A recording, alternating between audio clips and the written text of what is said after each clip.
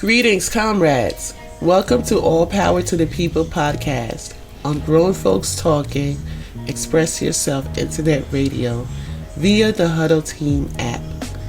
We meet every Sunday at 12 p.m. Eastern Time.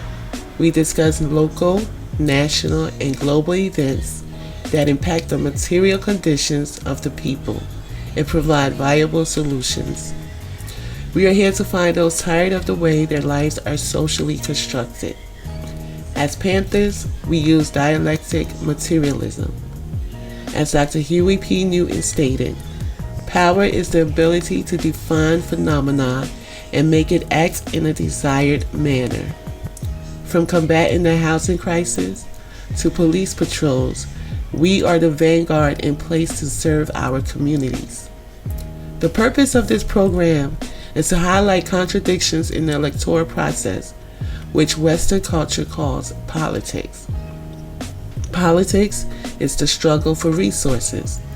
Participating in America's electoral process has only taken resources from the people and handed it to the oligarchs and the professional managerial class that serve them by maintaining the status quo through coercion.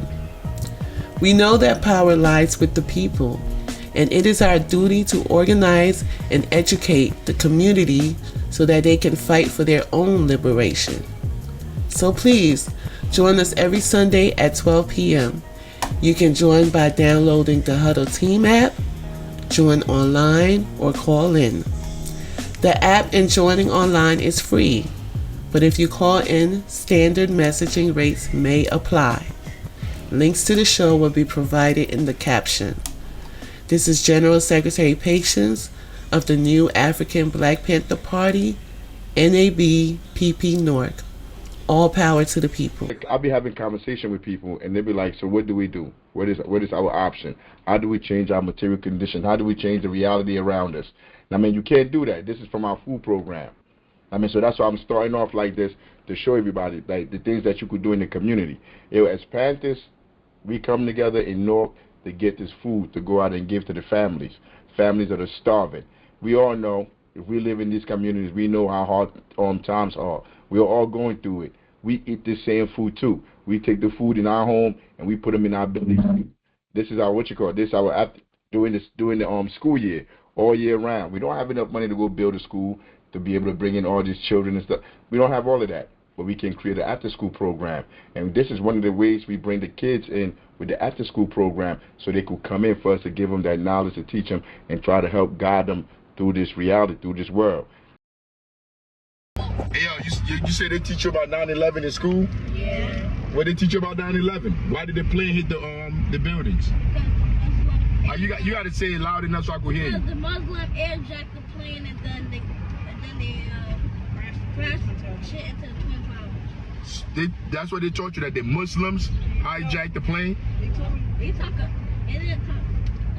That's okay. That's okay. Relax. The plane crashed into the Twin Towers. But why did they crash into the Twin Towers?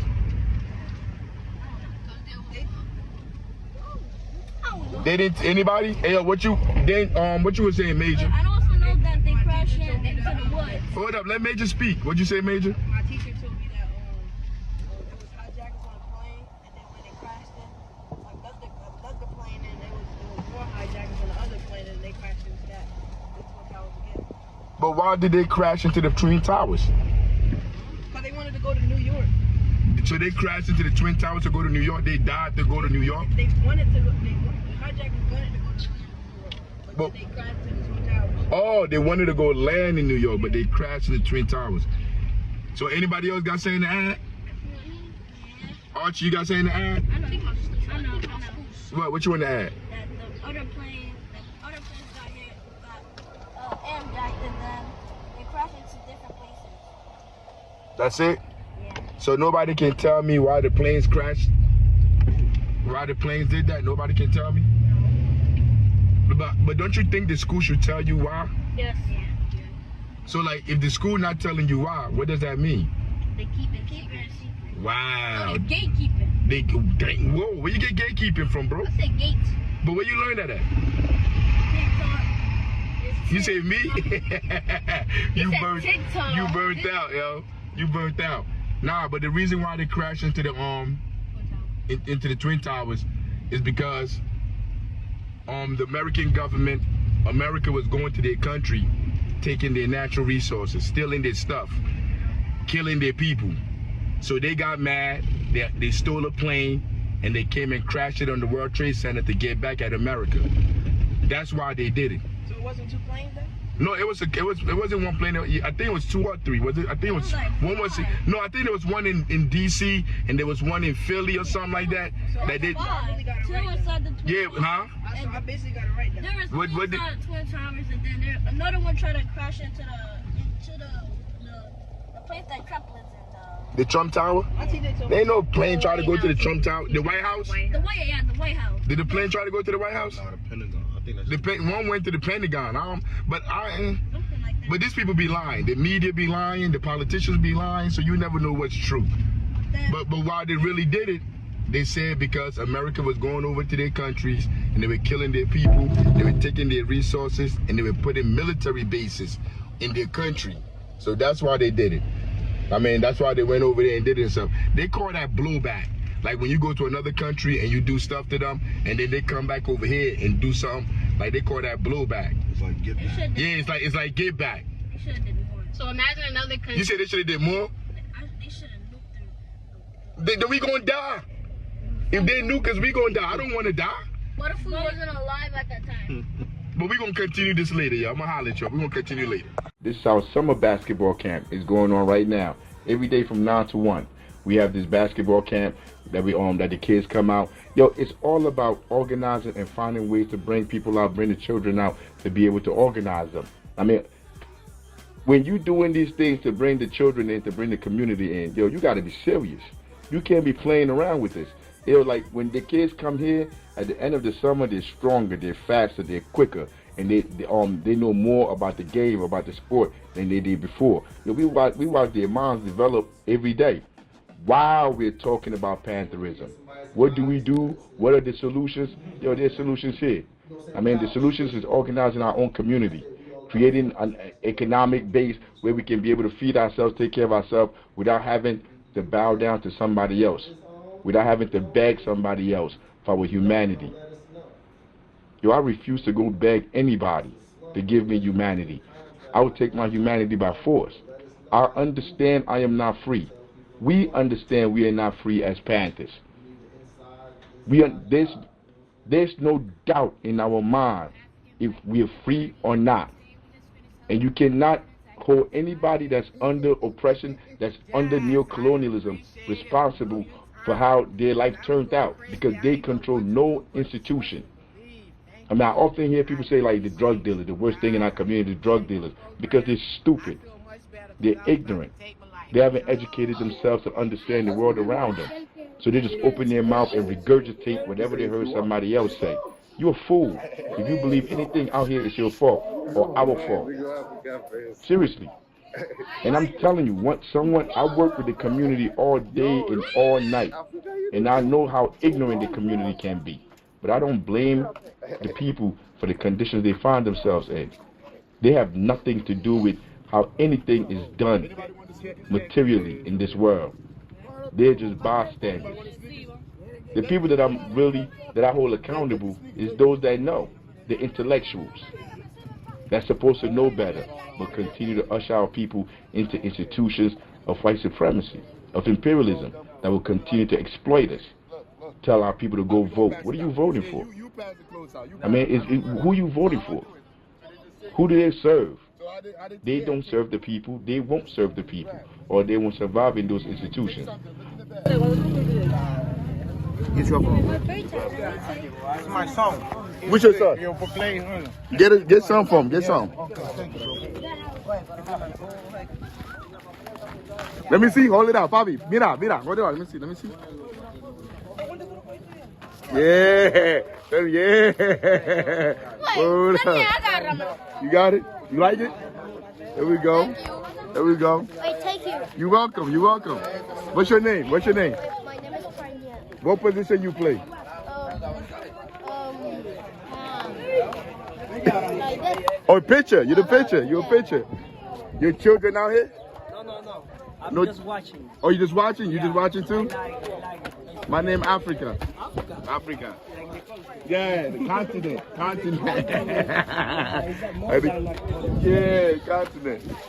Hold up. happy. Huh? Happy. Yeah. I'll come every year. I'll bring more stuff. Because there are a lot of times I'll come. I'll bring everything every year. Yeah, we just started. We've come in with the organization. The organization, New African Black Panther party. So the Black Panther Party. So look, no politician, no rich person will take care of us.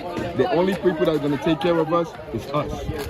If we understand that all we need to do is take care of each other, we're going to be good. Yeah, so you notice how all the companies, all the stores is owned by the gringos, Canada, Switzerland. We need to own it. We need to own everything so soon. You need to own stuff in Susua. You need to own Bailey's. You need to own Roomba. Yeah, we need to own all of that shit. Not nobody else. Do you understand what I'm saying? Yeah, man. But that's why I'm here. Everything we do is free. Everything is free. You don't pay. Yeah, you don't pay for nothing. I mean, this is my guy here. This is my guy, Subi. You know Subi? Yeah, this is my guy. He helped me out down here.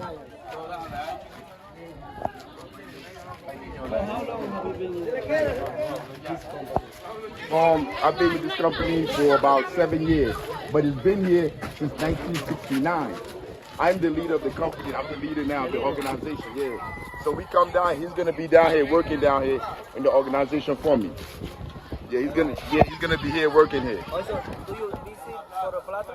Yeah, I work for the plot everywhere. I go everywhere. I stayed in. I'm from Puerto Plata. I'm from the shore to So you want to help me do this in Puerto Plata? I'm about to cut off the camera and I'm about to take your number. We're going to do the same thing. You know, the person that run the baseball, he helping me too. I live next to a baseball. Man, what's your name, man? Tell them your name, man. My name is Brian. I'm teacher of natural science. Natural science? Natural science. Oh, my God. I'm hitting a home run everywhere I go, man. Bobby, mira. Good? You good? There we go. Biology? My God. All power to the people. Welcome. See, I keep messing it up because like that's my way of greeting everybody. All power to the people. The people. Nah, but welcome to Grown Folks Talk and Express Yourself. This is All Power to the People. I'm your host, Chairman Africa, and we're about to get started. Hey, look, I'm gonna make this real short. Because it might be a few people here like this is their first time here. They really don't understand what this space is about. Hey, yo, real short. We don't believe in the government. We don't believe in the system. We don't think it's going to do anything to help any of us. Period. All of us. I don't care black, white, Puerto Rican, or Haitian. I don't care if you're crippled, gay, lesbian, whatever. I don't care however they've stratified you to be in the system. The problem is the government and imperialism. Period. I know women go through issues with the system. I know handicapped people go through. I know black people, black men, black women. Yo, it's all kinds of ways to like stratify us and separate us. Yo, our common enemy is imperialism, and that's where we fight from. If you understand that, then you'll understand when I critique those that work for imperialism, those that serve imperialism. You see, if you don't understand any of that, then it'll look weird to you. You'll be asking yourself, why is Africa always talking about black people? Why is Africa always talking about these black politicians? Why is he always talking about our leaders in our community? Because these people are not our leaders. These are people put in place to bamboozle and hoodwink us. So we come here to understand why we think the way we do and what we can do to remedy our situation. We've been reading the Philadelphia Negro. We're in chapter 9 of the Philadelphia Negro. The Philadelphia Negro gives you a synopsis of the black condition during that time, 1890s, 1896, during that time in Philadelphia. And we going back there. The reason why we're going back is to show you nothing really has changed. The people that are in power are still in power. The people that are at the bottom are still at the bottom. Nothing has really changed. And the strategies that they implemented to try to change things, those strategies obviously haven't worked. So that's why we're here. We're here to study, to figure out how we change the conditions outside our window, how we make things different. And I'm about to play the audio. It's about 10 minutes long because, like, look, the world we live in, it's almost impossible to read. Especially if you got 2, 3 jobs, you got a family, you're working. It's impossible to come home and say, like, yo, I'm about to read. This isn't how the world used to be 40, 50, 60 years ago, where you could actually read a book, have time to yourself to be able to think and have perspective on things. So we try to make it as easy as possible. The General Secretary went through the chapter and she read it. And all we're doing, we're going to listen to 10 minutes of it, and then we're going to go on to the news of the day. So what's the news of the day? You know what? That's probably something we need to start having up here. We have some up there that's going to talk about what we're going to talk about after we finish reading this chapter or listen to this chapter. But we're going to talk about the SNAP benefits. That's what we're going to talk about. Who's really responsible for people not getting the benefits that they paid into? And look, this is not mainstream media. This is not, I'm not getting paid by nobody to lie to you. Yo, every single one of us that's listening to this, that's living in America, you paid into food stamp. You pay taxes. I don't care what they say. I don't care how they're trying to flip it. We all pay taxes. Yo, no matter what you do here, if you got to go to the store and buy something, you're paying taxes. You're helping this whole economy. You're helping this system stay in place. We pay taxes. We all work. We all paid into it. No one, no government official, no politician, nobody should stop people from getting food to eat. Nobody. This is not like it shouldn't even be up for debate that anybody should stop food stamps. Who get food stamps? The people that are the poorest of the poorest. And to be able to meet that criteria to get food stamps, you have to be the poorest of the poorest. How I know? I went through that whole experience. Yo, when I came home from prison, I couldn't get a job. In 2008, this was during the economic downfall, all that goofy shit with Obama and all of them. I couldn't get a job. I couldn't do nothing. So when I came home from prison, I went down there to go get welfare.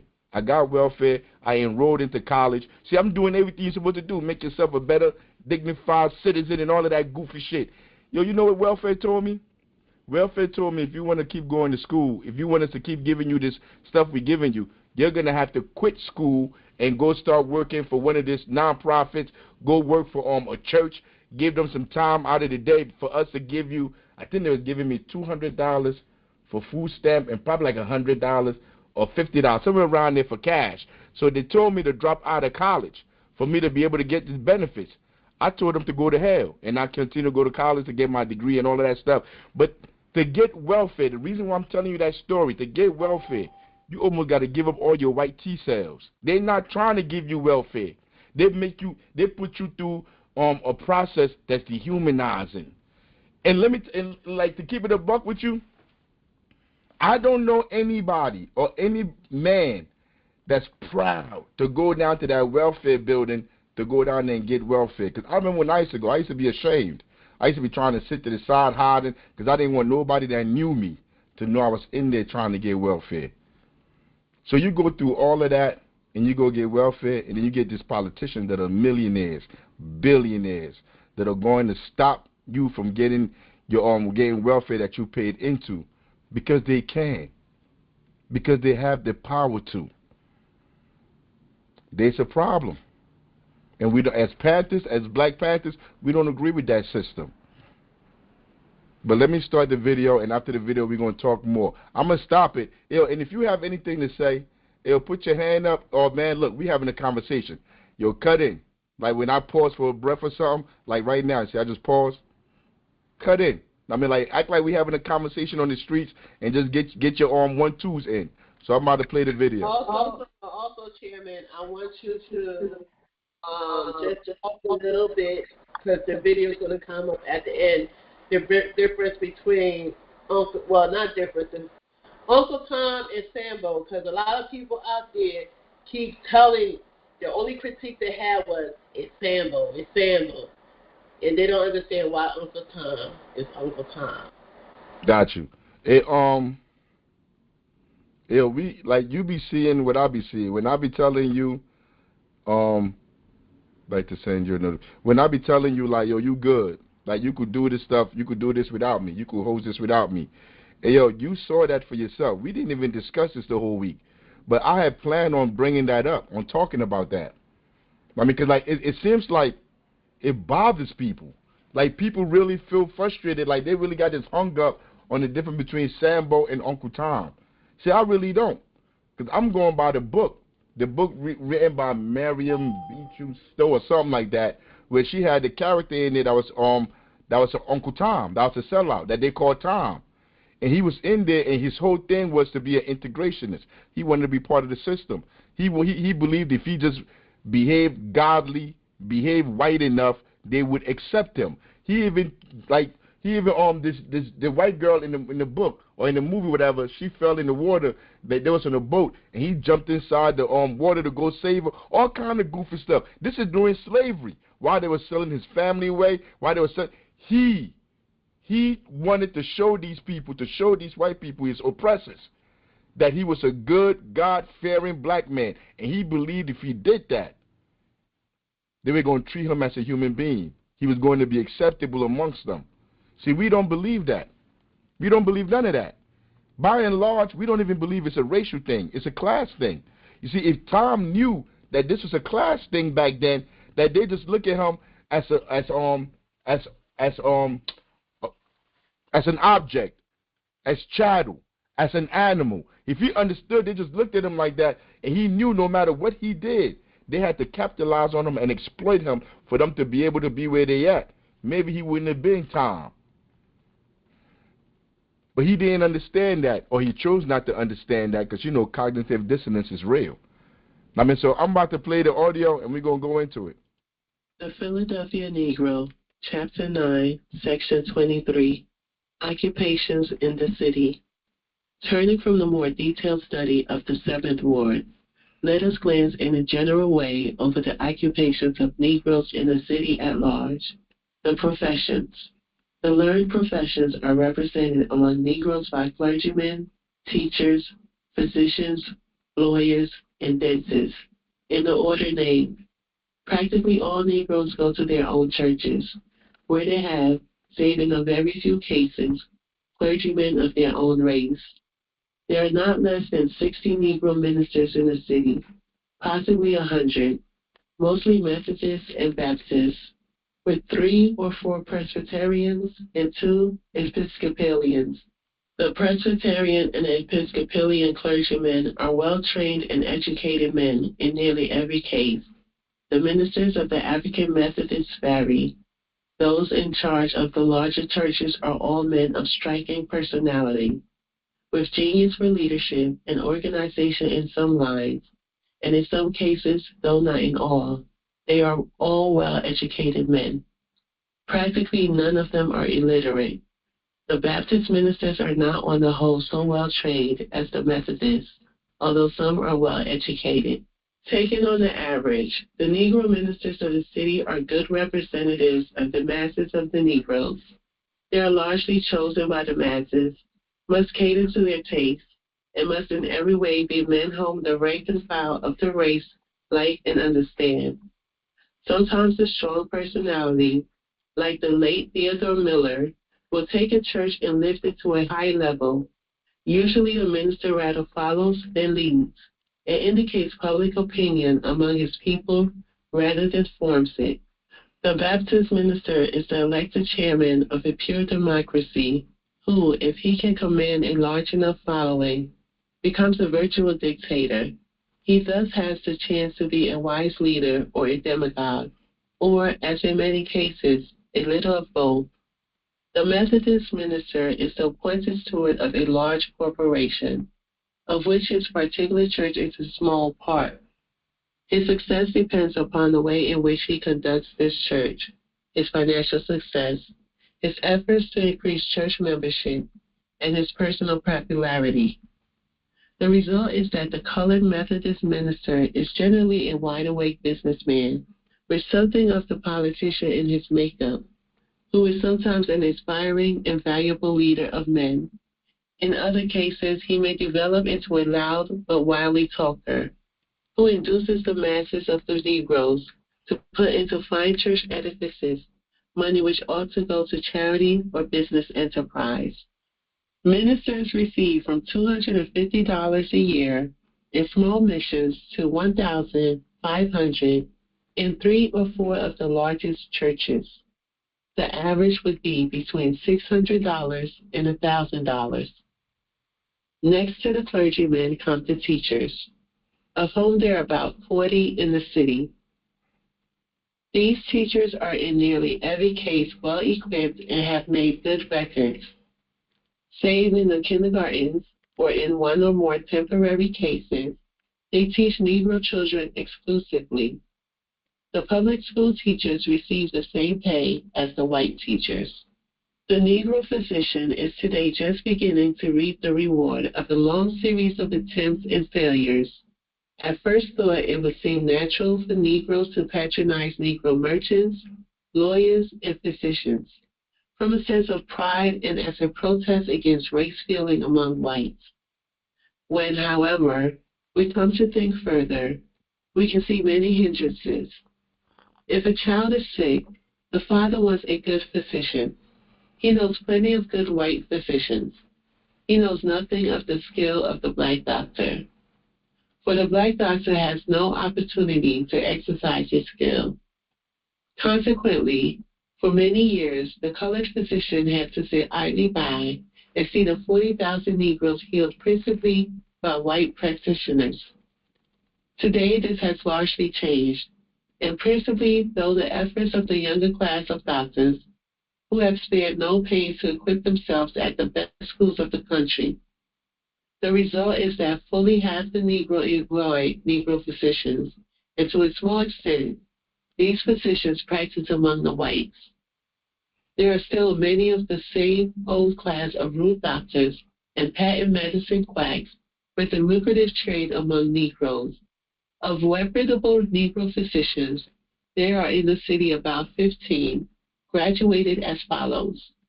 7 of these have good-sized practice, running from $1,500 a year to $3,000 or more. 5 others have practically just commenced to get practice and are doing fairly well. The other 2 have outside work and have a limited practice. There are many medical students in the city, and this field is the most attractive open to the Negro among the learned professions. In contrast to the fair success of the Negro in medicine is his partial failure in law. There are at present about 10 practicing Negro lawyers in the city, graduated as follows. 2 of these are fairly successful practitioners, well versed in law, with some experience in a small but steady practice. 3 others are with difficulty earning a living at criminal practice in police cases, and the rest are having little or no practice. This failure of most Negro lawyers is not in all cases due to lack of ability and push on their part. Its principal cause is that the Negroes furnish little lucrative law business, and a Negro lawyer will seldom be employed by whites. Moreover, while the work of the physician is largely private, depending on the individual's skill, a lawyer must have cooperation from fellow lawyers and respect and influence in court. Thus, prejudice or discrimination of any kind is especially felt in this profession.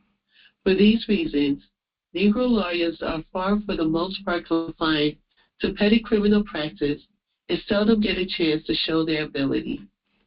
There are 3 Negro dentists, 2 being graduated from first-class institutions and enjoying good practice. On the whole, the professional class of Negroes is creditable to the race. The teachers and physicians would bear comparison with any race. The ranks of the clergy are overcrowded, and they present all degrees, from excellent and well-trained spiritual guides to blatant demagogues. The lawyers have little chance to show themselves. The entrepreneur. The number of individual undertakers of business enterprise among Negroes is small but growing. Let us first take the 7th Ward alone and glance over the field. There are in this ward 23 establishments for meals and other entertainment, varying from a small 1-room restaurant to a 20-room hotel. Some of these on Lombard and South Streets have capacious dining rooms with 20 or more tables. Some are little dark places with 2 or 3 dubious-looking stands. In length of establishment, they vary. 8 had in 1896 been running a year or less. 4, 2 years, 2, 3 years, 4, from 4 to 8 years. The representative investments vary from $40 to $1,500 and employ beside proprietors between 50 and 100 persons according to season.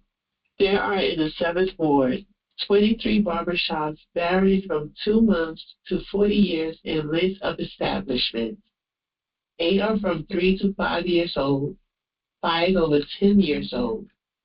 They employ beside the proprietors from 20 to 40 journeymen, more or less regularly.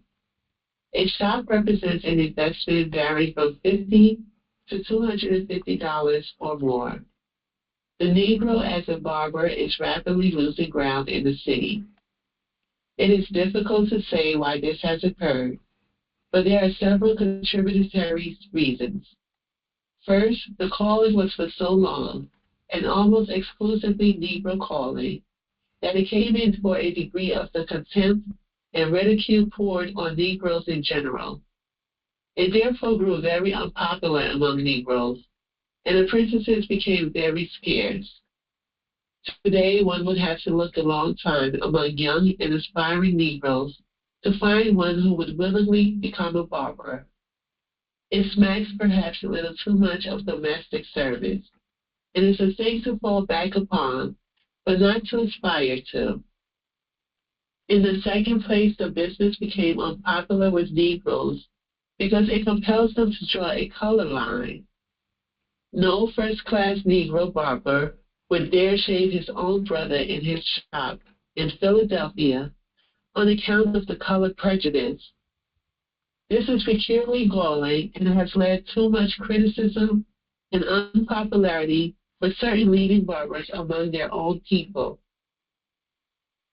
These two reasons led to a lack of interest and enterprise in the business for a long time, and it needed but one movement to hasten the collapse, that is, competition.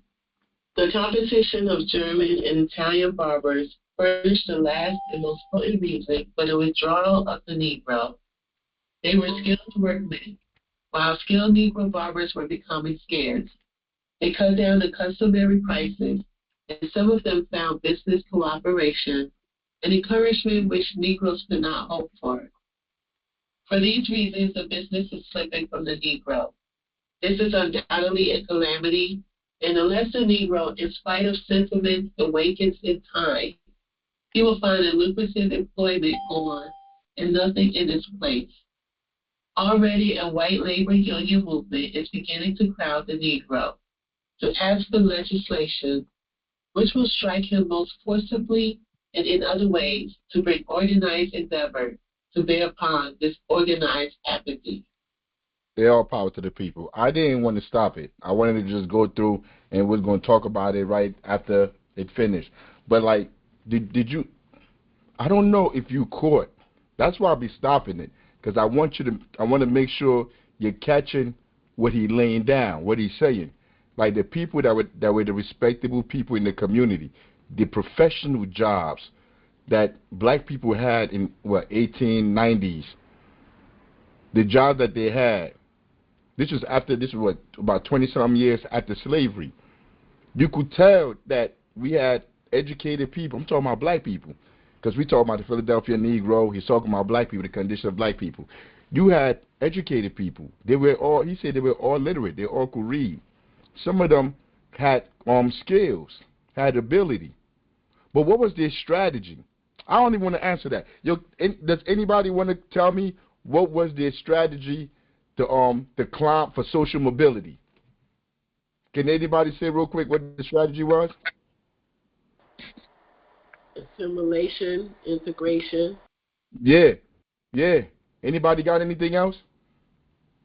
Chairman, I picked up that they had to cater to white men instead of their own people in order to run a successful business. All power to the people. Nah, like I hear it too. But what kind of leadership is that? You're telling the people that follow you, the only way to be successful is to cater to the people that's oppressing you, the system that's oppressing you. That is what they're saying. cater to the system. He said the barber, like they wouldn't even have their own family members come in the barber shop to cut their hair. What kind of system is that you're trying to integrate into? Why would you be trying? Now, this is like Du Bois at this period right here. If you don't know right now, because we're on chapter 9. We went through all of this like at the beginning, the chapter 1. We explained Du Bois, who he was, the class, what class he was in. I mean, like you have to remember, Du Bois at that point in the 1890s had already graduated from Harvard University. He grew up. I mean, because I think his family, himself, his mother, all of them came from the slave masters, came from relationship with the slave masters. So he was like different. He was like a mulatto. He was different from the other black people. His life was different. The way how he moved through society was different. He was a like you would say, the bourgeois, middle class black person. He went to school in Germany. Back then, in the 1800s, 1890s, 1880s, Germany was leading the world in education. That's where everybody looked towards for education, for the greatest thinkers in the world. He went to Germany for school, came back from Germany, was working at a university, and they called him up from Philadelphia for him to come do this research, for him to come find out the problem with the black people there. He comes all the way down there, and this is what he wrote. And you could tell, if you listen, you could tell from what he's writing, his perspective on how he saw everything. And he saw the poor people, the masses of the people, black people, as the problem. And he saw these professionals that were trying to assimilate and integrate into imperialism as the dignified, good black people that you should follow, you should listen to. Remember, this is at the beginning, early on Du Bois, because later on he had to leave the country because they came after him, all of that, after he started changing his tune, after he changed it and started identifying with communism. He had to leave the country. But this was the early Du Bois, right after he came out of school. But this is what he was saying. This is what they were all saying, that we should assimilate. This was their strategy. Is their strategy different from today? Is their strategy different from today? All these politicians, all these people that say they're leaders in our community, is their strategy on how to climb the social ladder, which hasn't changed? The masses of the people still catching hell. I'm about this video right here. We going back because we're going to go back to Snap. The whole point of Snap, why we got Snap. We got Snap because everything was going to shit during the Great Depression. People had lost confidence in the system, had lost confidence in these politicians, in the banks. Everything was going to shit. So you had the Marxists. You had all this labor organization that was fighting back, that was saying like, nah, we not beat with this deal, with the way things are working. They was revolting back against the oligarchs, against all the people that had the money. And they forced the government, the state, to make concessions, to do things that will bring people back in, because they knew they would have a civil war if things kept going this way. Let me bring it back, because you probably don't know. Because all of this stuff, you see, I'm a historian. I went to school. I got a degree in history, so I went to school to learn all these things. But it's really easy for you to get on your Google and just Google it and put it up there. Try to get something that say EDU, that comes from somewhere that's scientific, not just what anybody's saying, because you'll find a lot of stuff here that people just making up stuff. But try to get some, even if you go on TikTok. Reputable sources. Yeah, reputable sources, whatever they call reputable, but be that as it may. But even Chairman, if you, may I, real quick, don't use Google, use ChatGPT, ask it to provide sources. And, ChatGPT is not as bad as it's made out to be. It gives mostly accurate information, and you have it provide sources. You tap those links, you go to the source. Oh, it was so fast, so much faster. I could get a summary of this book in an instant. In an instant, like, no, for real. You go to but like the mainstream media, they try to make all these places seem like you're crazy for going here. But when you go there, like you said, they have different links, they have different sources. Where you could even go to TikTok and you just point something up. You know what? This video right here is from TikTok. Now let me show you, because like most people, if you're like 19, 20, 21, if you're young, you can visualize in your mind how the Depression era looked, how everything looked back then. You can visualize it, because our minds are like an empty computer. Unless there's something downloaded in there, you're really not gonna know. Your brain is like a computer. So this video right here is from the early 20s.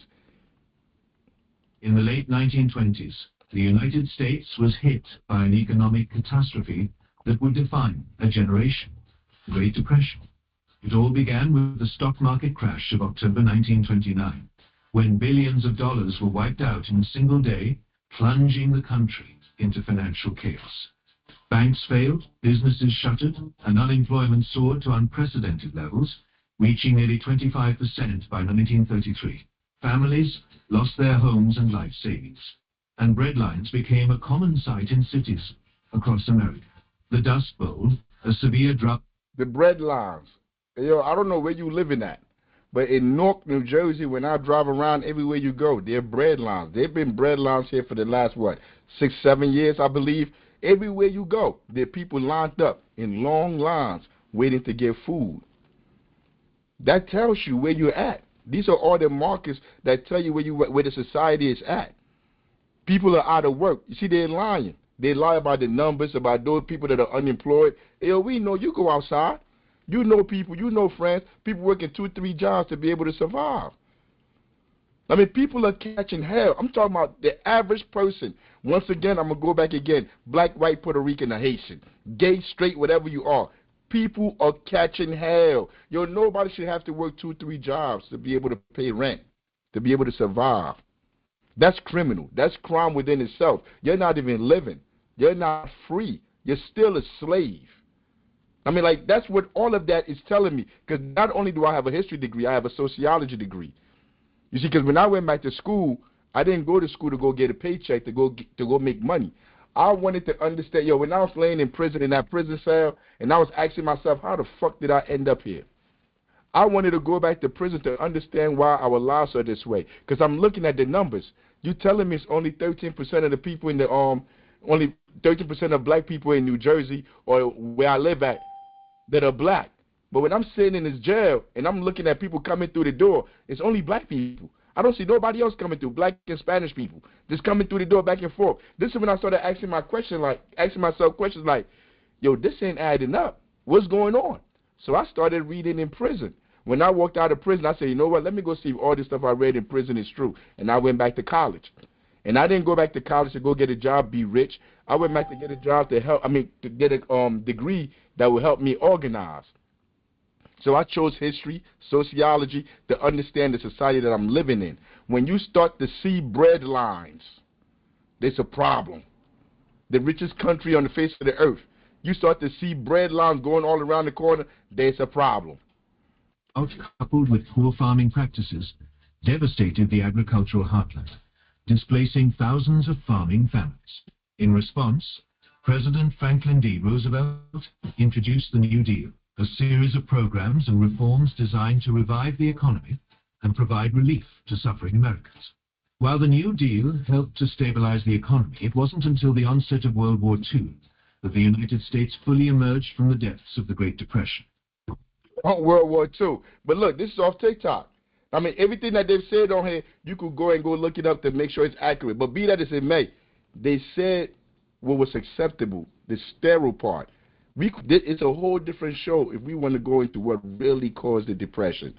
How this wealthy, this oligarchs, how these savages, these people play with our lives. And ended up causing millions of people to die. See, this ain't talking about all the people that died, that starved to death. Because this was big, this was major. This had this country almost about to go into a civil war. There's another video. Many are beyond joking. A report from Detroit says men are sitting in the parks all day long, out of work, muttering to themselves. What that sound like? They're sitting in the park all day out of work, muttering to themselves. Yo, imagine being a man and you're supposed to provide for your family. There's no work. There's nowhere for you to go get a job. There's nothing for you to do. You're sitting there muttering to yourself. That sounds like mental health issues. Because that now every in the hood, whenever something happens, you hear these politicians come out, yo, we dealing with mental health. Yo, if you're starving people, if people got to work 2, 3 jobs to survive, if people don't have a place to stay, that causes mental health issues. Everything that we're dealing with is economic. Like Fred Hampton said, it's a class struggle, God damn it. This is what Fred Hampton said. This is not what Africa's saying. This is not what I'm saying. It's a class struggle. We are in a class struggle. And if we don't understand that, that's just how much longer it's going to take us for us to get to where we need to get to.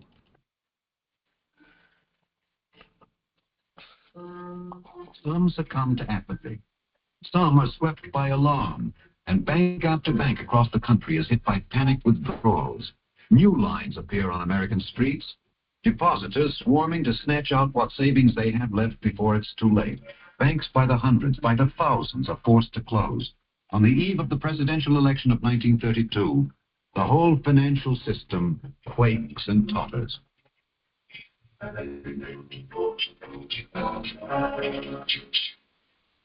A bitter electorate of frightened people turns overwhelmingly against the party in power, turns hopefully toward a new national leader, Franklin D. Roosevelt.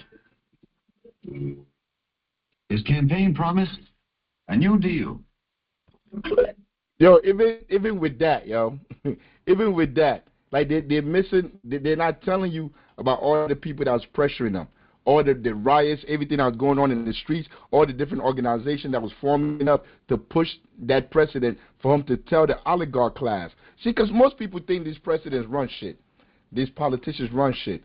Most people don't understand that these politicians work for oligarchs. They work for the people that pay them, that fund their campaign, that make sure they're millionaires when they go into office. That's who they work for. Everything they tell us is just lip service. All politicians. There ain't no good politicians, white, black, Puerto Rican, or Haitian. I got that from that song. What was it? What was it? Who? Black Sheep. Is it Black Sheep? I think so. Like they had a song back in the day, black, white, Puerto Rican, or Haitian. But be that as it may, from the Zulu Nation. I think it was Tribe Called Quest. A Tribe Called Quest. A Tribe Called Quest. A Tribe Called Quest. My bad. It was a Tribe Called Quest. But it don't matter. It don't matter what the politician, who the politician, what gender they are. They work for imperialism. They work for the people that's funding them. And if we don't accept that, we're not going to move past where we at right now. Because then you're picking your own politicians that you think are taking up for you, that are your cheerleaders. You're supporting people just because they have the same hue as you. Crazy. What caused the Great Depression? On October 29th, 1929, Black Tuesday hit Wall Street as investors traded some 16 million shares, I think we saw this already, resulting in widespread unemployment and impoverishment. The Spanish poet Federico Garcia Lorca was in New York City on the day of the crash. I was lucky enough to see with my own eyes the recent stock market crash, where they lost several $1 million, a rabble of dead money that went sliding off into the sea. Yeah, I think we saw that already. But that's what caused it. Hey, yo, when you go into SNAP benefits, because I say, look, let me go on there on USDA, let me go on their website to go get the history of food stamps and all of that. Look what they got up there. Yo, somebody read that. Yo, General Secretary, read what they got up here, up at the top. It says Senate Democrats have voted 14 times against reopening the government. This compromises not only SNAP, but farm programs, food inspection, animal and plant disease protection, rural development, and protecting federal lands. Senate Democrats are withholding service to the American people in exchange for health care for illegals, gender mutilation, and other unknown leverage points. Like, are they serious? Yo, when you go to the government page, that's what they're saying. When you, like right now, whoever got their phone, yo, go on there, USDA.gov. This is what they have on there. They're fighting amongst each other. These are the people. The WhiteHouse.gov website currently has a count up of how long the Democrat shutdown has occurred. I mean, they're going back and forth, playing these games while people are out here starving. While people are out here starving, yo, families don't know how to feed their children, and it's already law.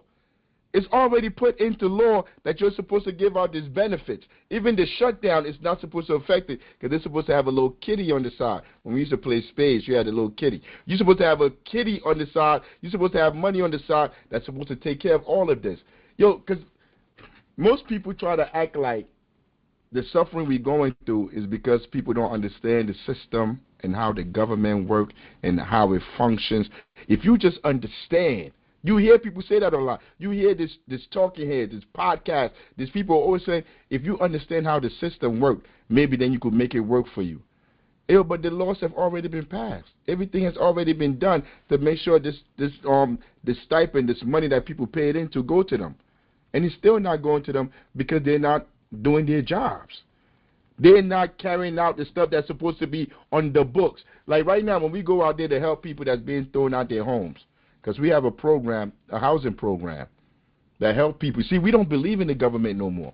We don't believe these institutions are going to serve the people. So when somebody's outside saying, like they're being kicked out of their home, where they're going to live at, we don't run to the government. We don't run to the politicians and ask them. We learned our lesson. Going to them is the absolute wrong thing to do. So when we go to these people and we look at their paperwork, we look at what they're going through, the general secretary goes through it, she goes with them to court. You find out that the legal aid is throwing them on the bus. You find out that the slumlord illegally doubled and tripled their rent, things that they're not supposed to do. And they're taking, these people are going to legal aid in the city to get help with the legal aid, and legal aid is doing nothing about it. When the legal aid gets them in there, you know what the legal aid do? They try to make a deal with the landlord, with the slumlord. They make a deal for the people not to pay the money that they owe, the illegal money that they double, triple, because it's like $10,000, $15,000. You can't pay it. They wait a couple of months, and then they take you to court. And then they go in front of the judge. They be like, if they just leave, does that money go away? And the judge be like, yeah. So those people leave. They're now homeless. There's nowhere for you to move. You don't make enough. The average person, the average resident where we live at in Newark, New Jersey, makes about 30-something thousand a year. To be able to afford a place to stay, you have to make about 90, 80 to live here. To live here, to live in New York, to live anywhere in the surrounding communities, you need to make about 80, 90,000, especially if you got like a family of 4. You got children. You're working 2, 3 jobs. Yo, you go, like this is how they got the system so rigged. You go and try to get a place to stay, but for you to stay there, you got to give them like 2.5 months of rent. For you to be able to stay in that apartment, for you to be qualified, you have to make about 80, 90,000. Most of the people don't make that much. So they got the game all rigged, and nobody's doing nothing to help the people. So we say, fuck the government. Fuck asking the government to do anything for us. Yo, we're going to work together. We're all on the plantation. I don't care who you are. If you're making a certain amount, if you fall in the class we fall in, you're living paycheck to paycheck, we're all on the same boat. Hey, yo, let's put our money together and get the fuck off the plantation. Let's put our money together because we're all working. Let's put our money together and start to buy these houses together, buy these homes, these buildings. How are we ever going to be homeless if we own it together, if we're in a cooperative? See, I'm not saying like give me your money. Everybody bring the money, give it to Africa, and I'm going to go invest and do this and do that. No. Let's all sit down and have meetings on Zoom. I don't care where we have meetings. You could be wherever you at. We sit down and talk on who got what. Who got the better credit? How are we going to get this building together so that we are not homeless? How are we going to get this mechanic shop so we could take care of our cars? We could create an economic system. How do we get this Home Depot? How we organize all the people in the community for us to invest and build our own Home Depot? Because once we get our own Home Depot with our tools and everything inside, the people in the community are not going to go over there to the football owner that owns the Atlanta Falcons and go over there to go shop at his Home Depot and say to hell with their Home Depot. They're going to finance their own Home Depot because they know their own Home Depot is going to take care of them. Yo, it's really that simple. Yo, in our political education class on Wednesday, we read Huey P. Newton, and he was talking about black capitalism reanalyzed. Because you know it was black people back then in the 70s, the 60s, the 80s that was like, all we got to do is just become black capitalists ourselves, and we're going to be all right. And he's saying no. Becoming black capitalist just make you an imperialist. It just make you become the oppressor. If you want to change anything, it has to be cooperative. The people must be invested in it. See, so this is not my idea that I just came up with.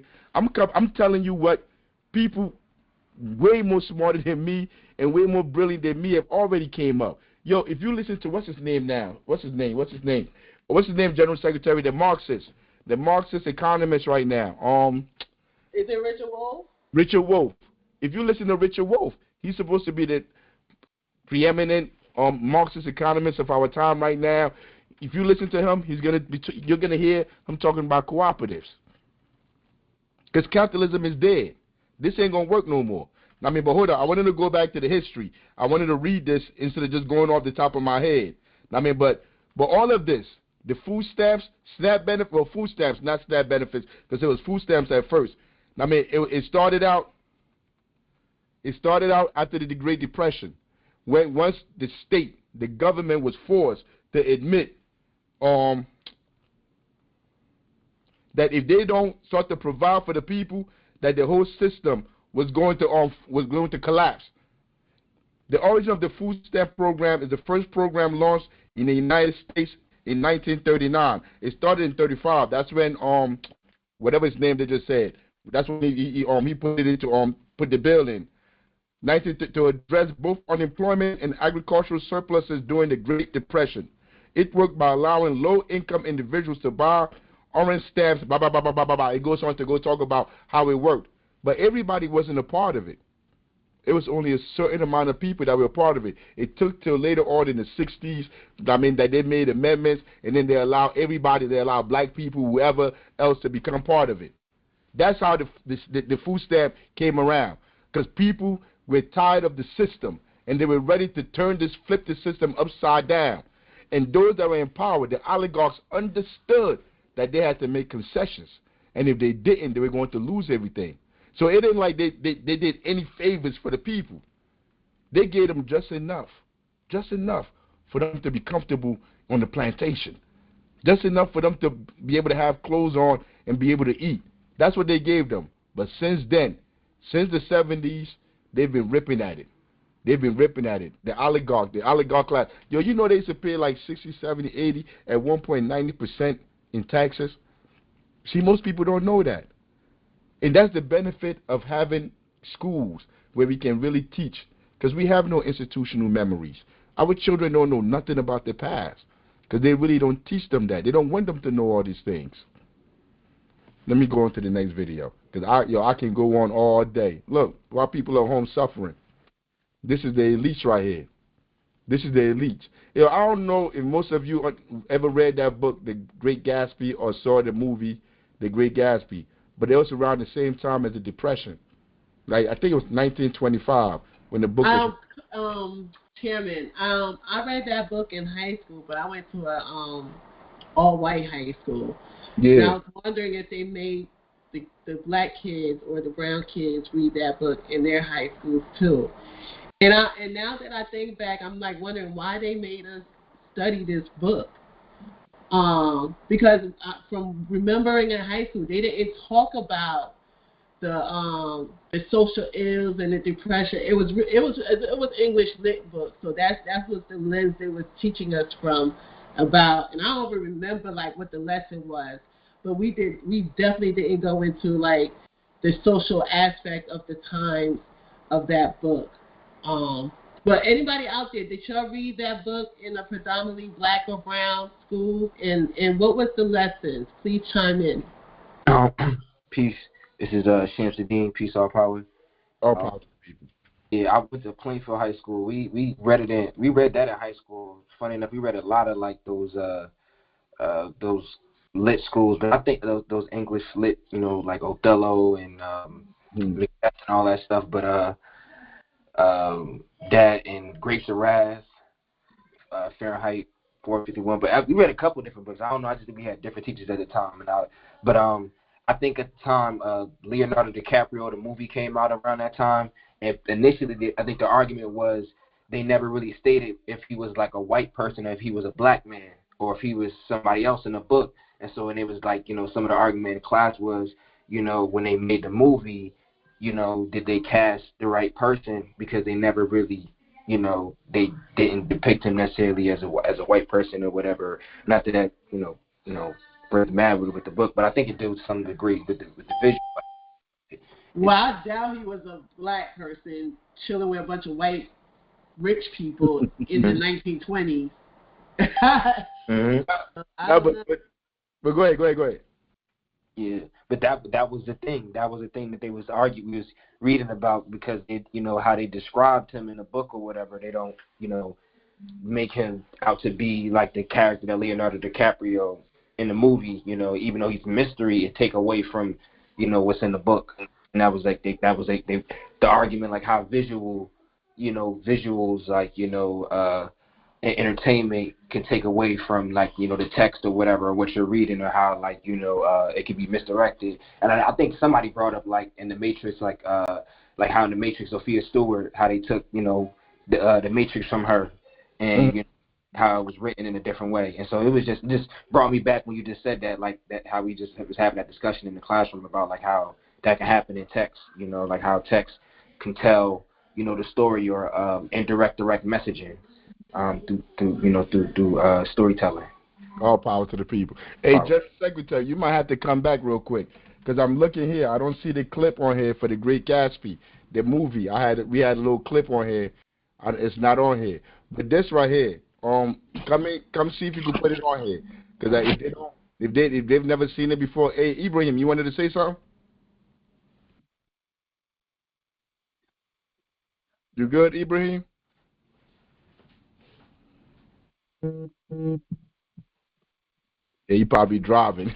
but look, right here, it's in your messenger. I sent it to your messenger.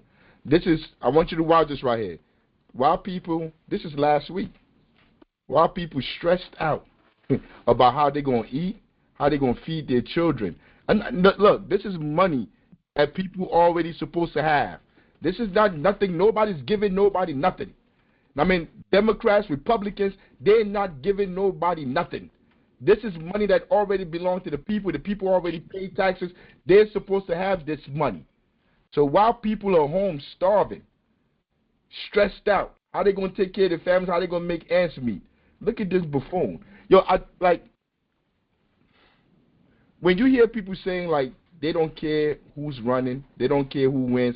Matter of fact, they'd rather. You got to mute yourself. They'd rather they'd rather the Republicans win. This is why. Trump is a buffoon. Trump doesn't understand the optics of all of this. While people are suffering, going through the worst times of their lives, this is the parties that they're throwing. They're throwing the Great Gatsby parties, basically telling the masses of the people, go let them eat cake. That's Marie Antoinette from the French Revolution. That's what it was telling the people. The people were starving in France. Yep. And they were telling the people to go eat cake. Google that and see what happened to Marie Antoinette and them. Go Google that and see when the people got. Go ahead. What you about to say? I was saying, off with their heads. It's the same thing. Like, look at the Jacobians. The Jacobians is the modern day MAGA, and they fighting against each other. It's the same. They play the same thing. Same thing. Toussaint L'Ouverture, and Toussaint L'Ouverture came over and took over. It wasn't for Toussaint and everything, America wouldn't be America. But that's what they do. From the French Revolution, Robespierre, they do the same thing all over. It's the same cycle. Same cycle all over again. The question is, what are we going to do? But look at the part they threw for themselves.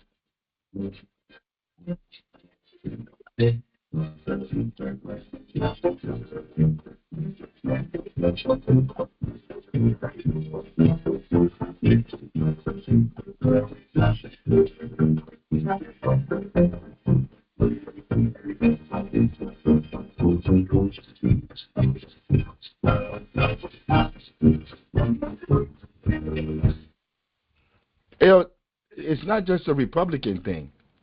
Democrats do the same thing. During COVID, when everybody was locked down, these Democrats, when they were in power, they were having their dinners, they were having their little parties. You remember what's her name? AOC. Remember she had on that white dress, Eat the Rich, and they're going to have expensive $1 million dinners and all of that stuff. What was it called? Whatever that's called, the Met Gala.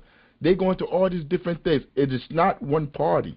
It is just not the Republican Party. Imperialism is both parties.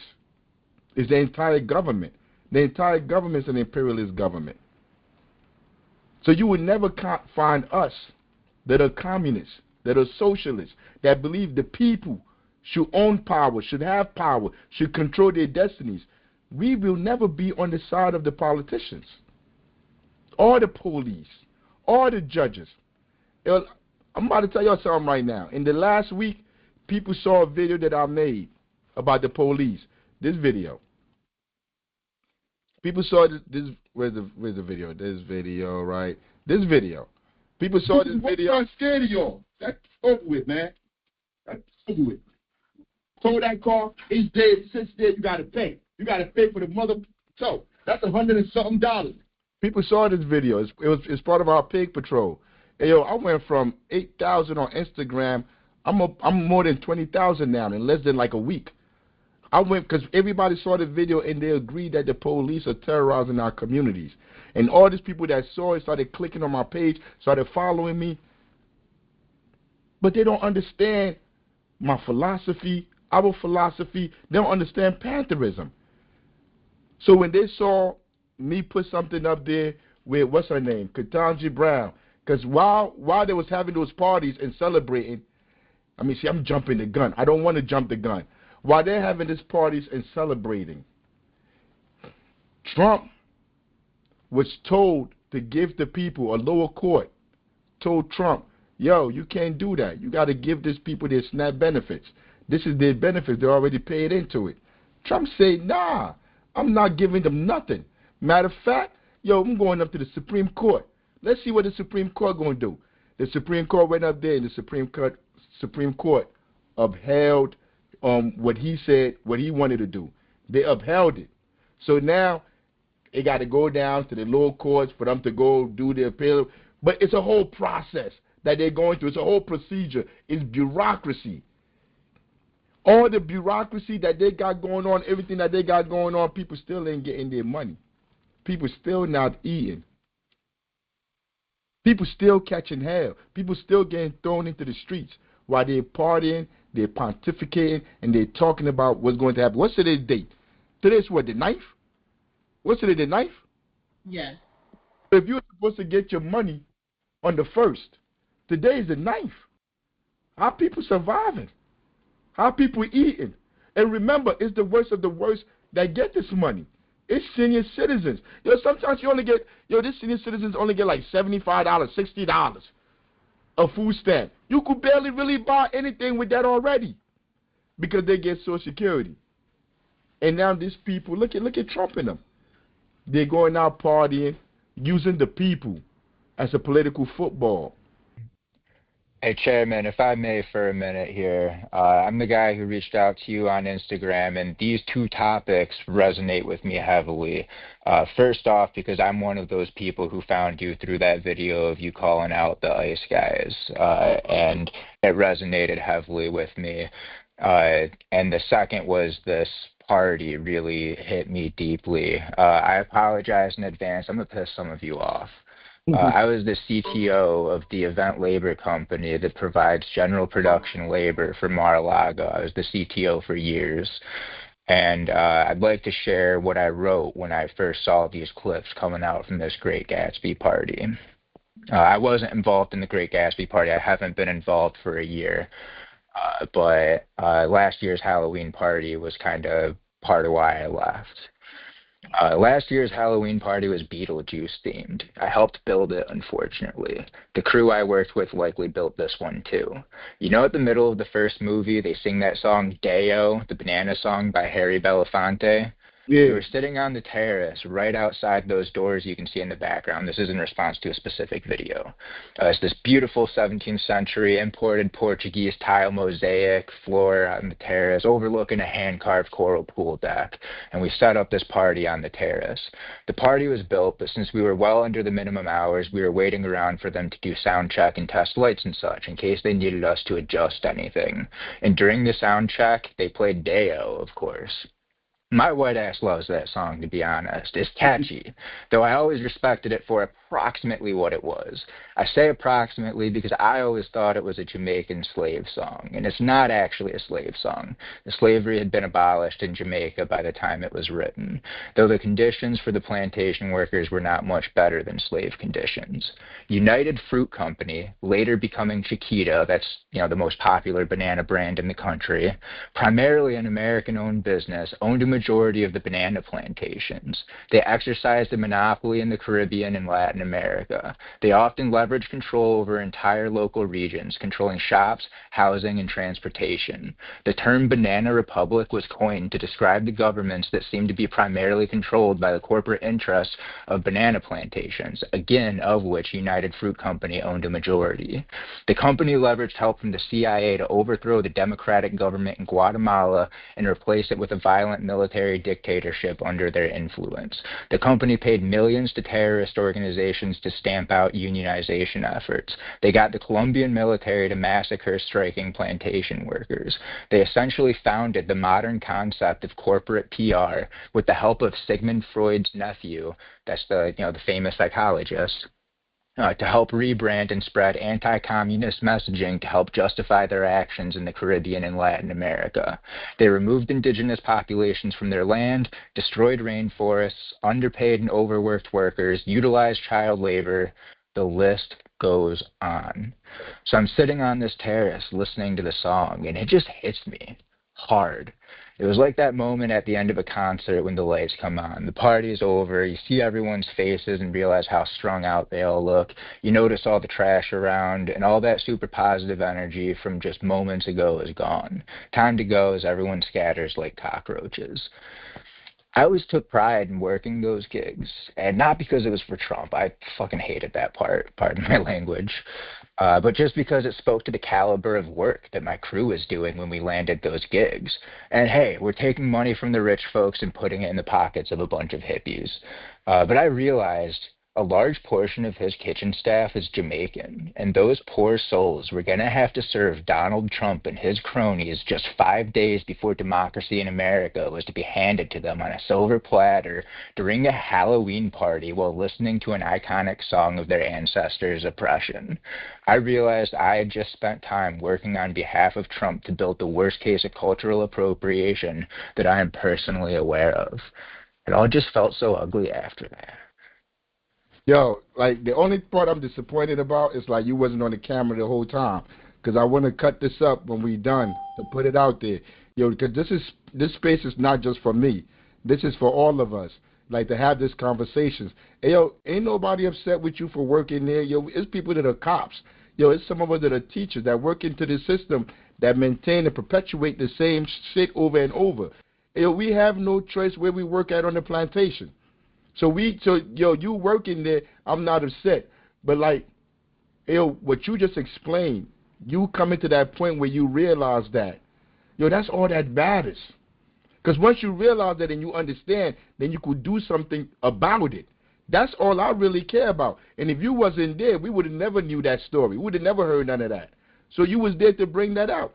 And that, yo, is huge. Because I'm telling you, yo, our issues is not women, white men, gay people, lesbian, trans, immigrants. Yo, those people on the screen, the people with the money, those are the people that we fighting against. Because they're the one that they got everything, and they have us fighting for crumbs. They have us fighting each other, talking about each other is the problem. Not understanding they have always been the problem. They've always been here doing the same thing over and over and over. Nah, but thank you for letting me know. Go ahead. I want to say thank you for sharing, and I won't say I know how you feel, but I could kind of relate because we were in your situation is more extreme than what I would say we experienced in this particular situation, but it's relatable. We were approached by this lady, Dana Murray. She's an operative of the Democratic Party. Because of the work we was doing in the community, she invited us to this fundraiser. And this fundraiser was hosted by the charter school organization or whatever. And it was not about a bunch of rich people, mostly Caucasian, but it was this class of people, the wealthy, the elites, the powerful that we were surrounded by. And we knew these people had the interest of our children. They had no interest, no good faith for our children. And she brought us there as, I guess, social credibility and from her lens to get us connected to the people with the money or whatever. But I just felt so dirty leaving that space because I know the intentions of those people, and I know who we are, and we were just so anti that, and I was just so offended because she should have known better. You know what I'm saying? So I you know, like the chairman said, we all have to work on the plantation, but once we know what we know, it is our responsibility to do something to make a change. All power to the people. And so why? Can I repeat that phrase, please? I feel really moved by your movement, but I don't want to be disrespectful. I'm trying to learn and understand the etiquette. But is it inappropriate for me to repeat that one with you guys? Repeat what? All power to the people. You not the people? I feel like I'm about to, I don't like stepping on toes. I don't like stepping on toes, but all power to the motherfucking people, man. Power to the motherfucking people. This is our earth. You know, it's not about our country. This is our planet, and we have people exploiting all of us and tricking us into fighting each other while they pilfer all of our pockets. I'm pissed off about it. I want to do something about it, and I'm uniquely positioned to, and I'm so thankful to have a space where I can share my story and not be judged for it, but be appreciated for sharing and appreciated for coming to the table with what I have to share. Thank you guys for letting me be in this space. Guess what I'm about to say? Guess what I'm about to say? Let me all hear power to the people. All power to the people. All power to the motherfucking All power to the people. And so look, so while people are starving, right? While people are starving and they're thinking how the fuck they gonna make ends meet, how they gonna feed themselves, these people went on ahead, went to Ketanji Brown. She rubber stamped it. She agreed, whatever reason they said. We're gonna get to that later. But this was the news after it happened. Well, first of all, if you're watching this from the airport or a plane, I hope your travel experience is a smooth one. For a lot of people across the country right now, it certainly is not. And sure, flight delays or cancellations or long lines, they're not fun. But if that is the extent of your travel trouble because of this government shutdown, spare a thought for the federal employees working without pay during this mess. That includes air traffic controllers who keep the planes safely in the sky, but also the TSA workers who help us get safely onto the plane. We got a chapter in the Dominican Republic. We have a Black Panther chapter in the Dominican Republic, and we're working with the people there on the ground to make sure we get this thing off the ground, make sure it's successful. I just came back. We took cell phones, we took laptops, we took clothes. We tried to fix the baseball field. We are in the act of fixing the baseball field where the children play baseball at. It's about 400. It's a baseball club. And we're trying to fix the field to put the grass and stuff on there.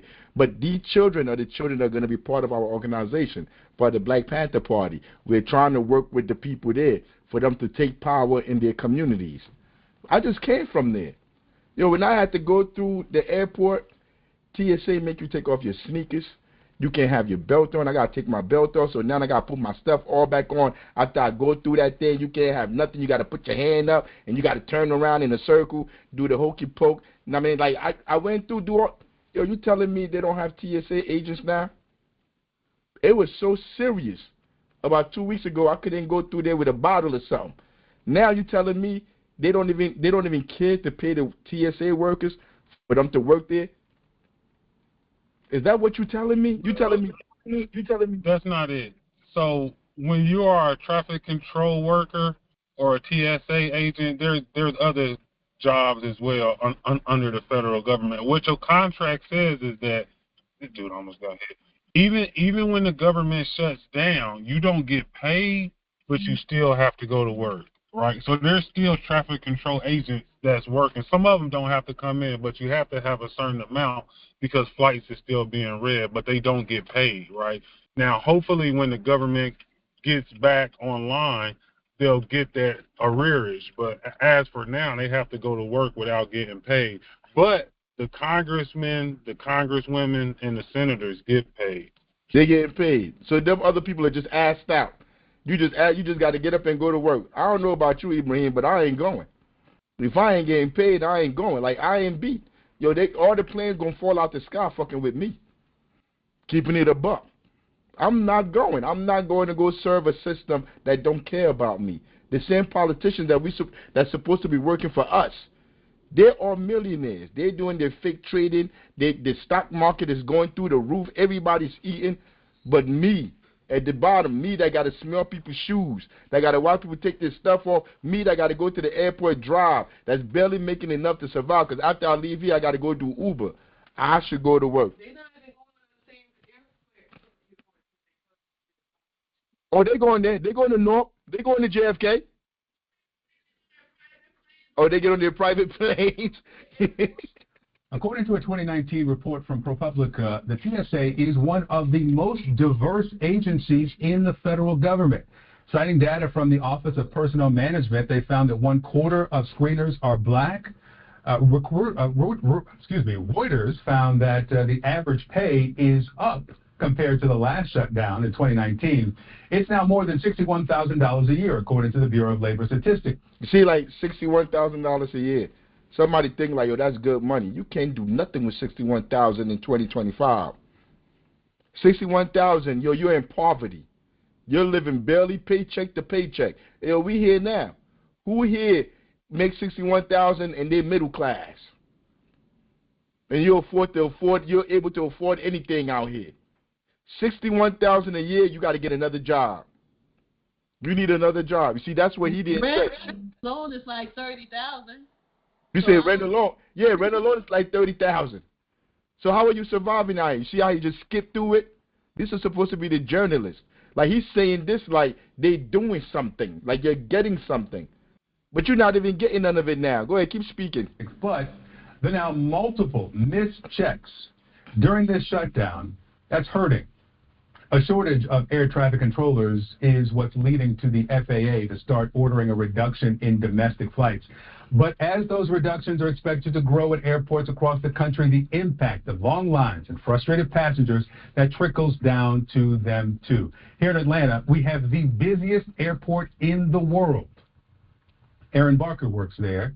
He's a TSA employee and a leader of the American Federation of Government Employees Union. Aaron, thank you for coming in. Your members are about 1,500 TSA workers across the airports here in the state of Georgia. How are you now after 2 full missed paychecks? Are you making ends meet? No, I am not. As most of my members are, they're not making ends meet.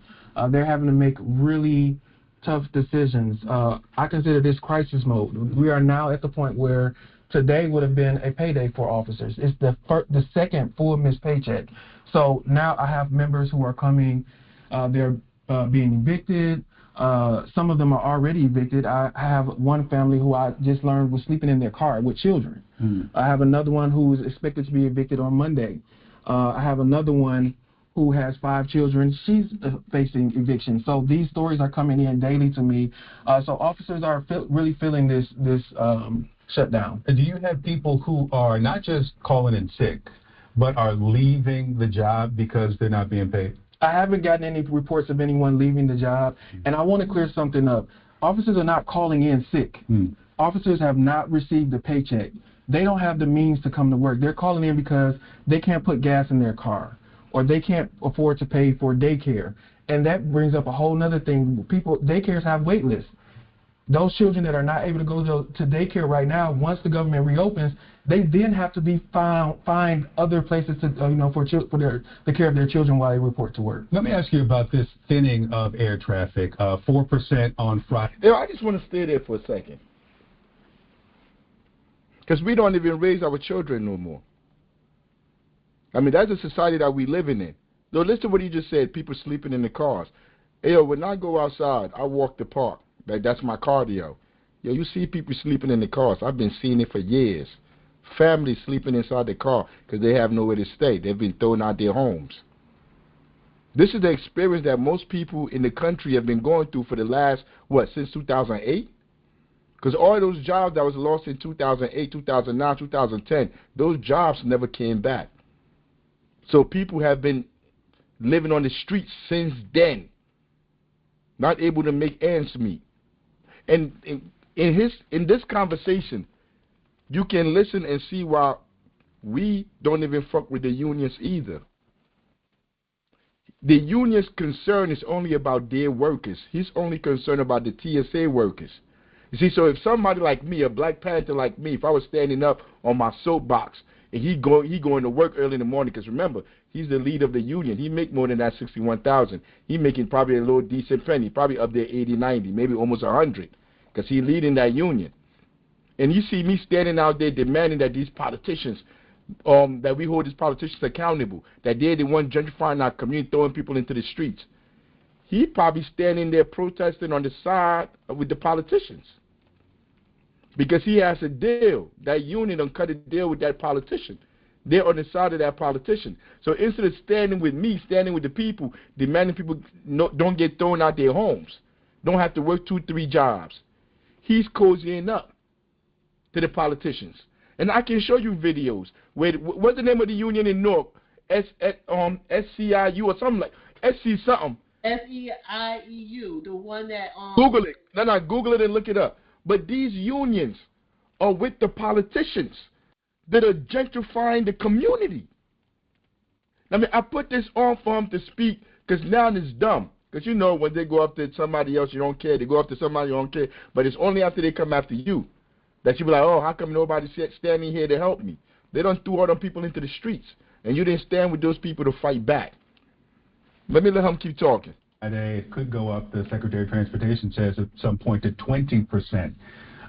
That may mean fewer people coming through the lines. Is that help for you if there are fewer flights or fewer people coming through these TSA lines? So, I mean, in Atlanta, we're built for this in Atlanta. We deal with heavy passenger volume on a daily. So that may be the case for someone, but people are still going to be coming to Atlanta. So it may be a slight decrease in the passenger volume. It would help, but I don't think it will change much for Atlanta because of the way the airport is configured and everything. I think it will still be about the same. Let me play something that you said a month ago. This was near the start of the shutdown.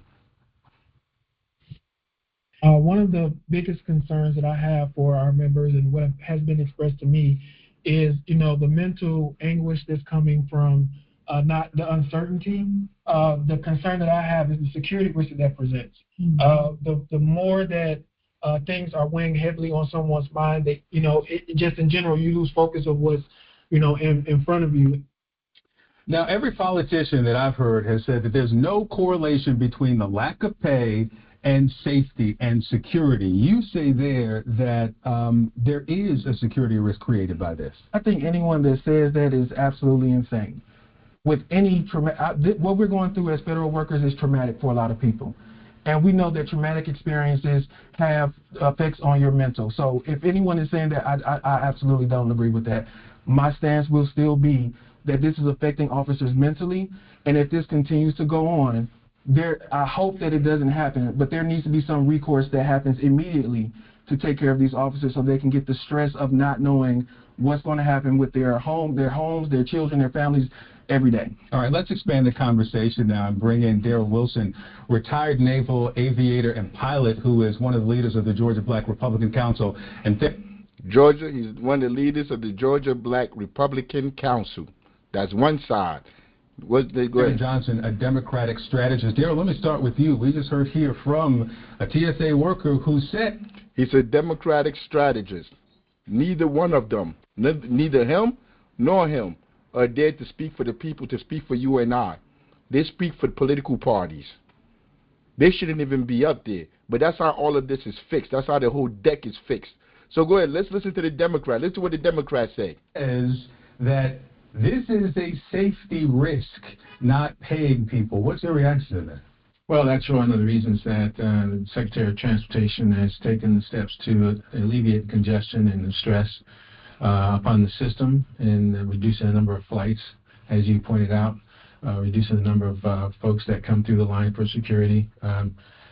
You have to be able to do something, take some action, and that's the action that's being taken at the time. I don't know that that eliminates the safety risk. If he cuts the number of people who come to the line to 5 and the people who are working TSA still aren't being paid, that's the risk, is it not? That they are focused on how to pay the rent, how to pay for food, how to fill the gas tank up, instead of what's coming through on that scanner. No, I agree with you. And Secretary Duffy has also made that case for the air traffic controllers as well.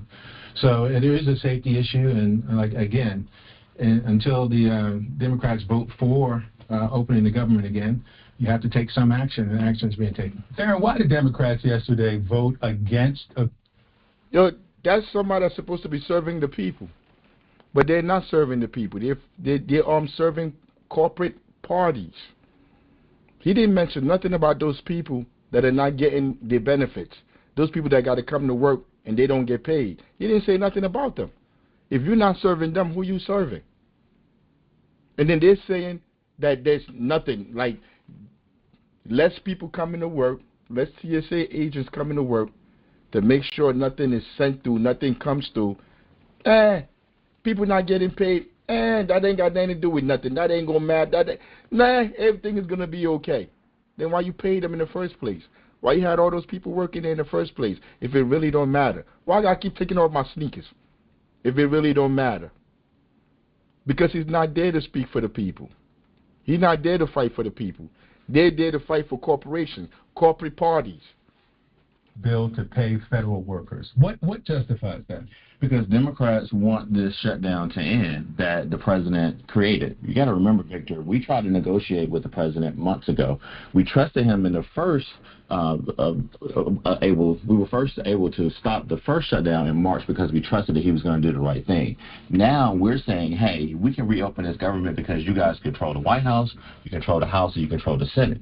Also, President Trump this week said that unless we explore the nuclear option, which he's encouraging Republicans to do, you guys are going to be blamed for the shutdown. Now, Democrats previously did vote for federal workers like Aaron and the women and men in his union to receive some pay. But going forward, we want this shutdown to end, not just continue to piecemeal it. I mean, you can't do both. Aaron's members of his union can't keep their apartments, and they can't feed their children and put gas in the car and continue to negotiate. Well, first of all, I want to thank Aaron and the women and men in his union for continuing to work. Our hearts and prayers are with you guys. And that's why you saw Democrats like Congresswoman Nikema Williams, who was just a couple weeks ago. Can't nobody eat no prayers. I couldn't be sitting up there. I'm like, man, what do you think you're talking to, man? Like, you got paid? All the other Democrats, Republicans, all these people got paid. If you really care about us, you respect what we do, give me some of your check. All of you, donate your check to us if you really care about what we're doing. See, but they're eating. They're eating and they don't care about the little people. If you're making $61,000, $50,000, $30,000, they don't have to listen to you. You're not the one that's giving them money. You're not the one that they got to go see when they need to run for office. So they don't care. You see, that's where we are at as Panthers. We understand these people don't care. All this stuff he's saying is just lip service. He's just bumping his gums because he got lips. He's just talking. All this procedure. So now is when you want to go fight with Trump. Now is when you want to go hold him accountable. What happened to all these months, his last presidency?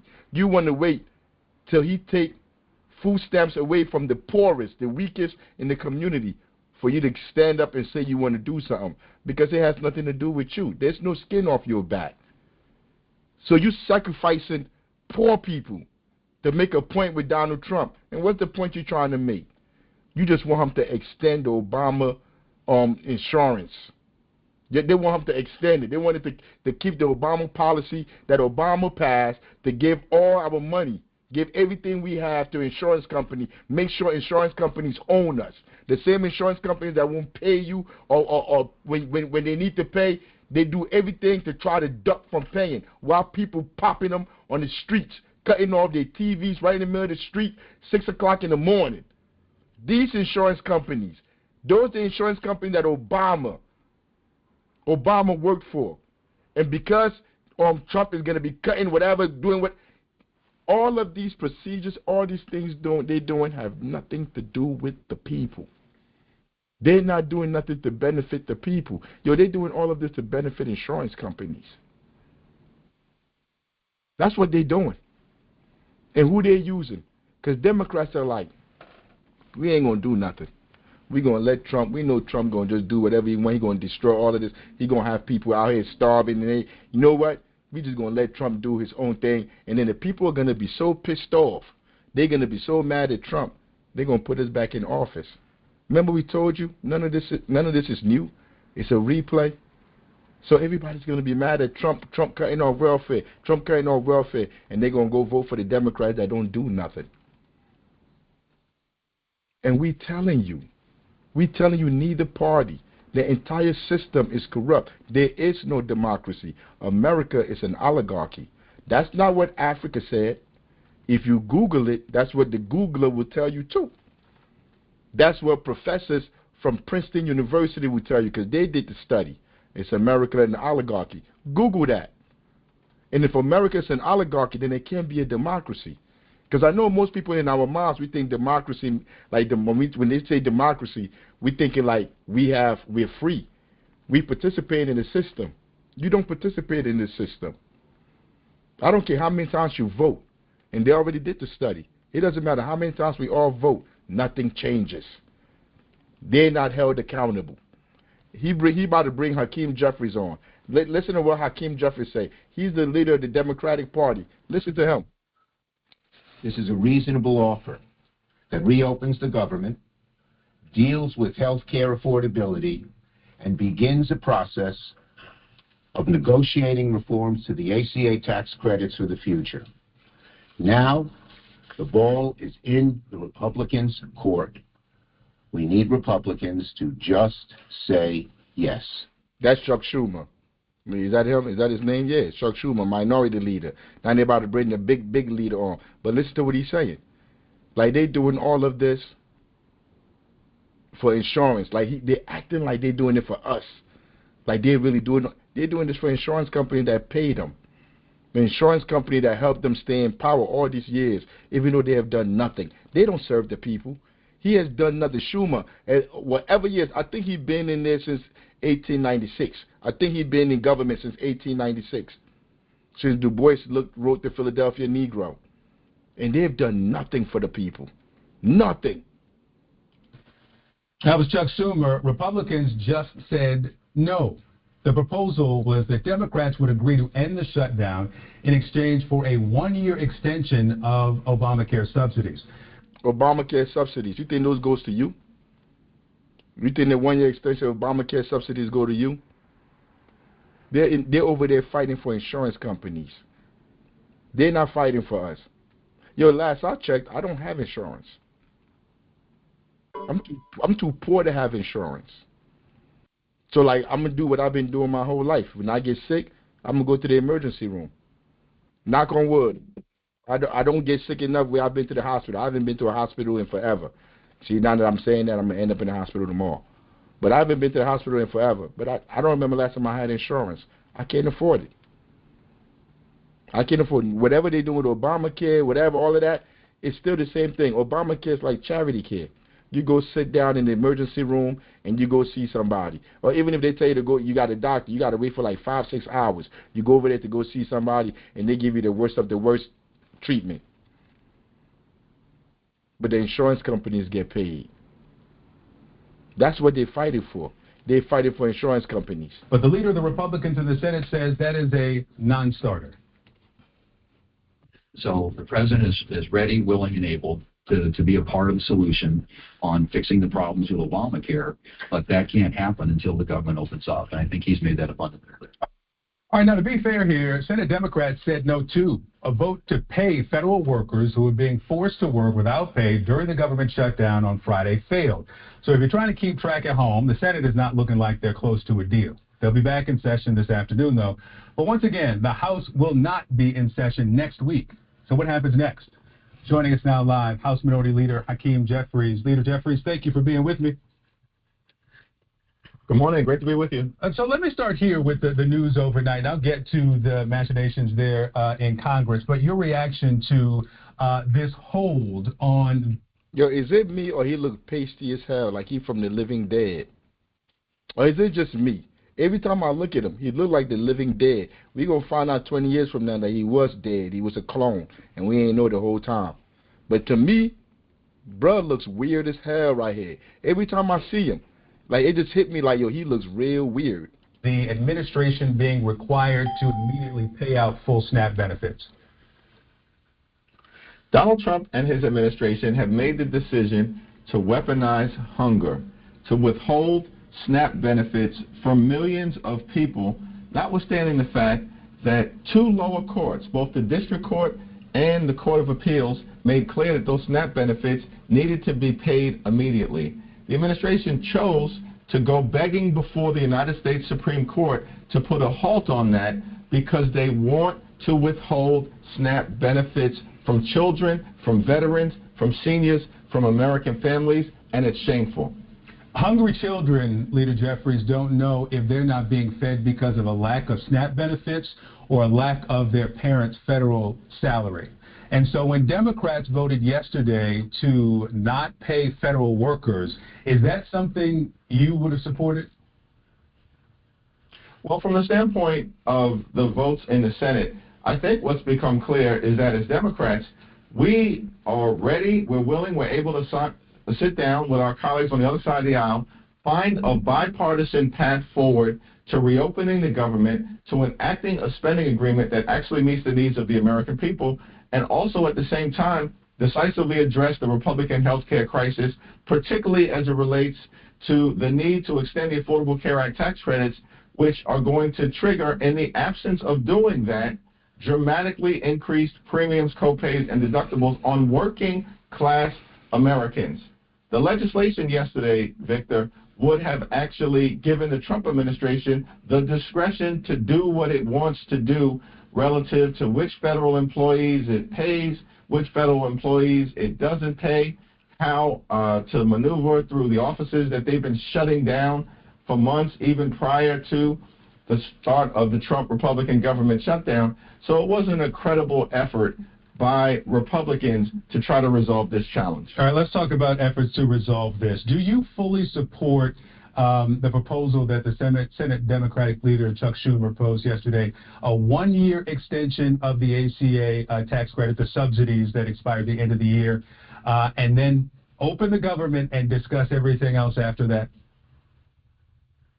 I think that the proposal was offered in good faith by Leader Schumer and supported by Senate Democrats, and our view has been that we would consider anything as House Democrats that is arrived at in a bipartisan way, that emerges from the Senate, that reopens the government, that provides us with a path toward decisively addressing the Republican health care crisis, beginning with the extension of the Affordable Care Act tax credit. So we haven't had an opportunity as a caucus to sit down and evaluate the specifics of the proposal. We'll do that as House Democrats in short order. But how about the headline? How about the headline? Step in the right direction. So you call it a reasonable step in the right direction for a one-year extension to get the government back open. Let me play for everyone what you said in October. This is October 7th about a one-year extension when it was proposed then. A one-year extension of the Affordable Care Act tax credits is not acceptable. It's a non-starter. It's a non-starter. Like, what world are these MAGA extremists living in right now? To think that Democrats are going to go along with a one-year extension. Yo, you hear how gangster he talking when he's not the one that got to be on the streets? Look at his suit. His suit probably costs more than our rent. He's a millionaire. He's been working in government damn near his whole life. He doesn't understand the people that live next door to me, the children that I work with. He don't understand their parents. He don't understand our life at all. Look at this dude.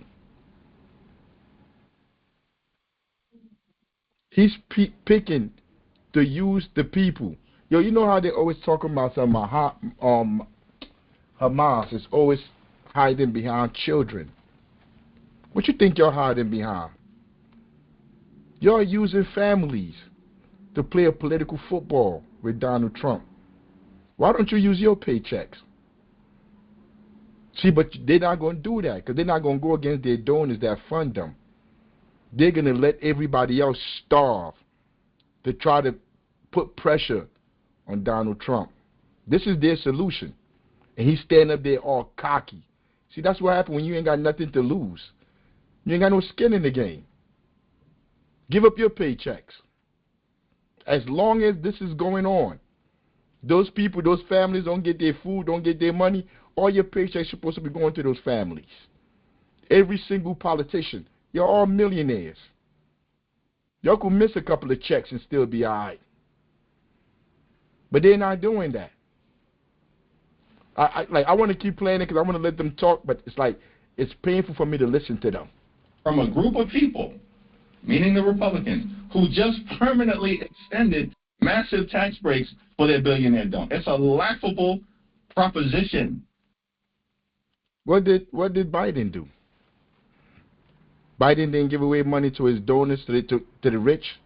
Biden didn't send money to Ukraine, to Israel, while people were starving, getting thrown into the streets. They make it look like it's just the Republicans that's doing it. You see, here we say both parties. Go ahead, General Secretary. And don't forget COVID, all the pharmaceutical companies that made the people get them vaccines.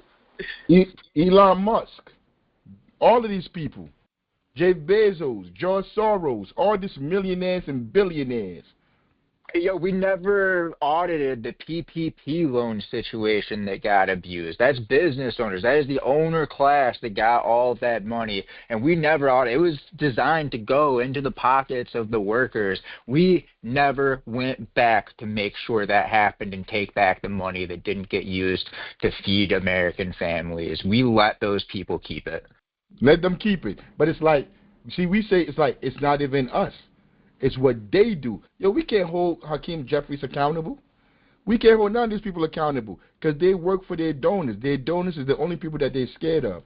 Yo, we could go say what we want to say to Hakeem. Ain't nothing going to change. You know when Hakeem going to start listening? When the people in New York, in his district, start to organize themselves and don't show up down to his offices, don't show up down to City Hall, don't patronize the businesses and all these corporations that's funding him. That's when he want to start listening to the people, because now the people got the power. Right now they have all the power. We have no power. That's why he could stand up there and do all this talking and talk all cocky, because he know there's no consequence to what he's saying. He's on the side of his donors. So they're going to use the people. They're going to hide behind families. The same thing they say Hamas be doing. They're going to hide behind families to try to act like they're fighting Trump when they're really doing nothing. They're doing nothing. They're going to go in power and nothing going to change. Yo, we just had an election here. You got the governor of New Jersey. You got the mayor from New York. All these Democrats, all this fake organization, all these people were telling us, Mandani was talking about the governor. What's her name? The governor of New Jersey, Mickey. I don't know what her name is, Mickey or Mikey. All these people just got weird names. Like Kamala, you can't call her Kamala. You got to call her Kamala. All these people got weird names. Like they don't want to accept their own names. But these are the people that are telling us that they're fighting for us, as if we're stupid. America is not a democracy. America is an oligarchy. Like I said, I don't want to listen to them, but I'm ready to move on. Makes no sense. Laughable. Anyway, so look, so I posted the video. I went on Politico. I should have had the political thing up here too. I went on Politico. I went a couple of places because everybody was saying, you got to do your research. When what's in the Ketanji Brown, when she upheld Trump, whatever, when she upheld the Trump shit. When she said go ahead, you could go ahead and not give these people their SNAP benefits. When she said that, I just went on and I posted it.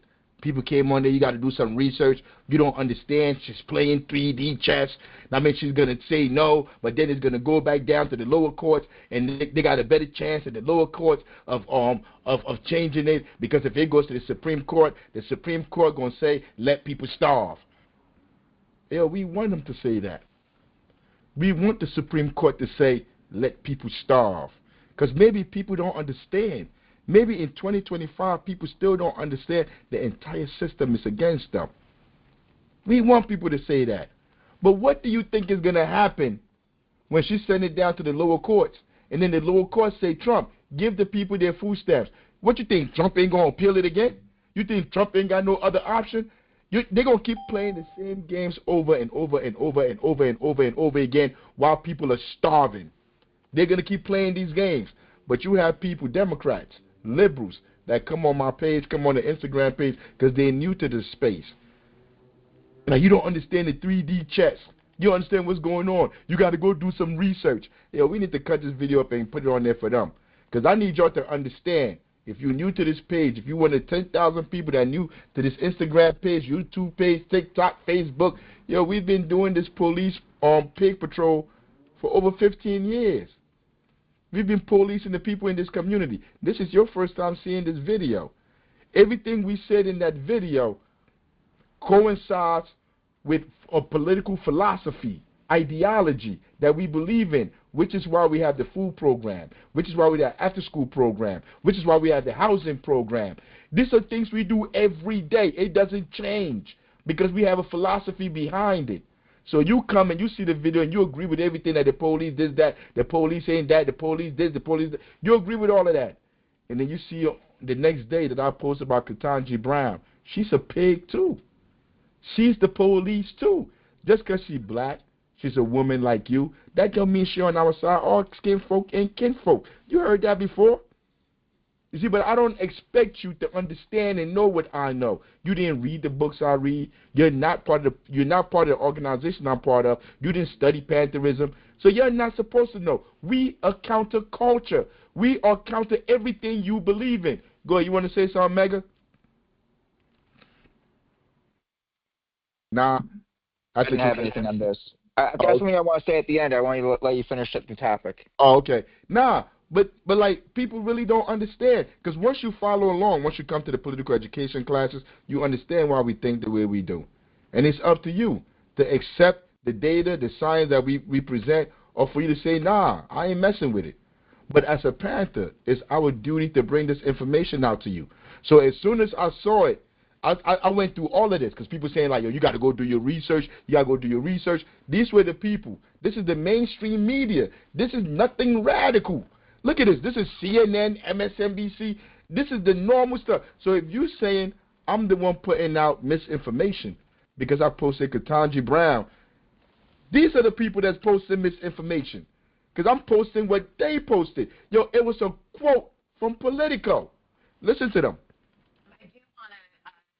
We're just getting word into it here at CNN that the Supreme Court has now weighed in, granting President Trump's emergency appeal, so to temporarily halt the judge's order that the administration pay full SNAP benefits. That's Ketanji Brown. That's Ketanji Brown. She halted what the lower court said. The court said, bruh, get them the money. So Trump went to her court, whatever, and told her, like, yo, we need more time, whatever. I need you to chill with this. And they said, all right, cool. That's what Political said, and I posted it up there. Let me let it keep going. David, we heard from you on that one. You said they should follow Congress, and what do you make of this from the court? Well, look, I think those SNAP benefits. So listen.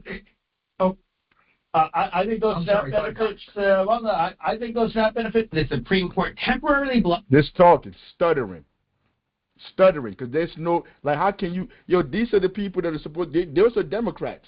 Those are politicians. They can't even explain what she's doing. But you sitting at home, you at home with like 20 followers on Instagram, you that don't belong to no organization, you that don't do no political education, you understand the system better than all these people. Look, this is another Democratic operative. Listen to her. Listen to what she say. A lower court ruling that had ordered the Trump SNAP benefit, the Supreme Court temporarily blocked a lower court ruling that had ordered the Trump administration to fully fund SNAP benefits by Friday. This means the Trump... The lower court halted it. They told them to go ahead. They told Trump, go ahead, give these people the money. The lower court said that. Yo, it went to the Supreme Court, and Ketanji Brown said, nah, bro, like, Trump, go ahead, you can do what you want to do, bro. You ain't got to give it to them now. And now everybody's telling me now it's going down to the lower court. She did some 3D chess shit. And, yo, at the end of the day, through all this procedure, people still starving.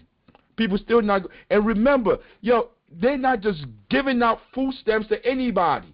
That I don't even want to hear that, because I've been through that process. We work with people now that are trying to get food stamps. Yo, there's requirements that you got to make. You got to wait months for you to be able to get those benefits. And it's not benefits. It's your money. Because we all worked. I remember I was working at UPS. No, not UPS. The post office. I was working at the post office. I was working at what they call it? You say what? Amazon. I was working at UPS and Amazon, 40 hours each. Post office and Amazon. Yeah, the post office and Amazon. I was working both of those jobs, 40 hours each, to try to make ends meet. We only had 2 kids, and I have a significant other. But I was working those 2 jobs, and they didn't even pay enough. Yo, I got my check from the post office. Yo, you would be thinking like the post office is a real good job. You getting all this money. But I think I was paying like $15, $16 an hour. I looked at that check like, yo, they playing. And then when they gave me the check, they didn't even give me all my money. They said, you got to wait the next paycheck. I'm like, what is these people doing? What is these people doing? So if you're working at Walmart, if you're working at the post office, if you're working at all these jobs, you still need another job to survive out here. These politicians are not fighting for those people. Administration to withhold about $4 billion in SNAP benefits for now. That ruling came after the Trump administration told states earlier on Friday that it would immediately begin funding SNAP benefits in full, while also appealing that lower court order directing it to do so. They say they were going to pay early Friday. They're going to pay all of it in full. But they put the appeal in, and Ketanji Brown kept the appeal. Like, listen to them.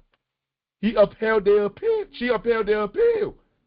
How you mad at me for me saying what she did?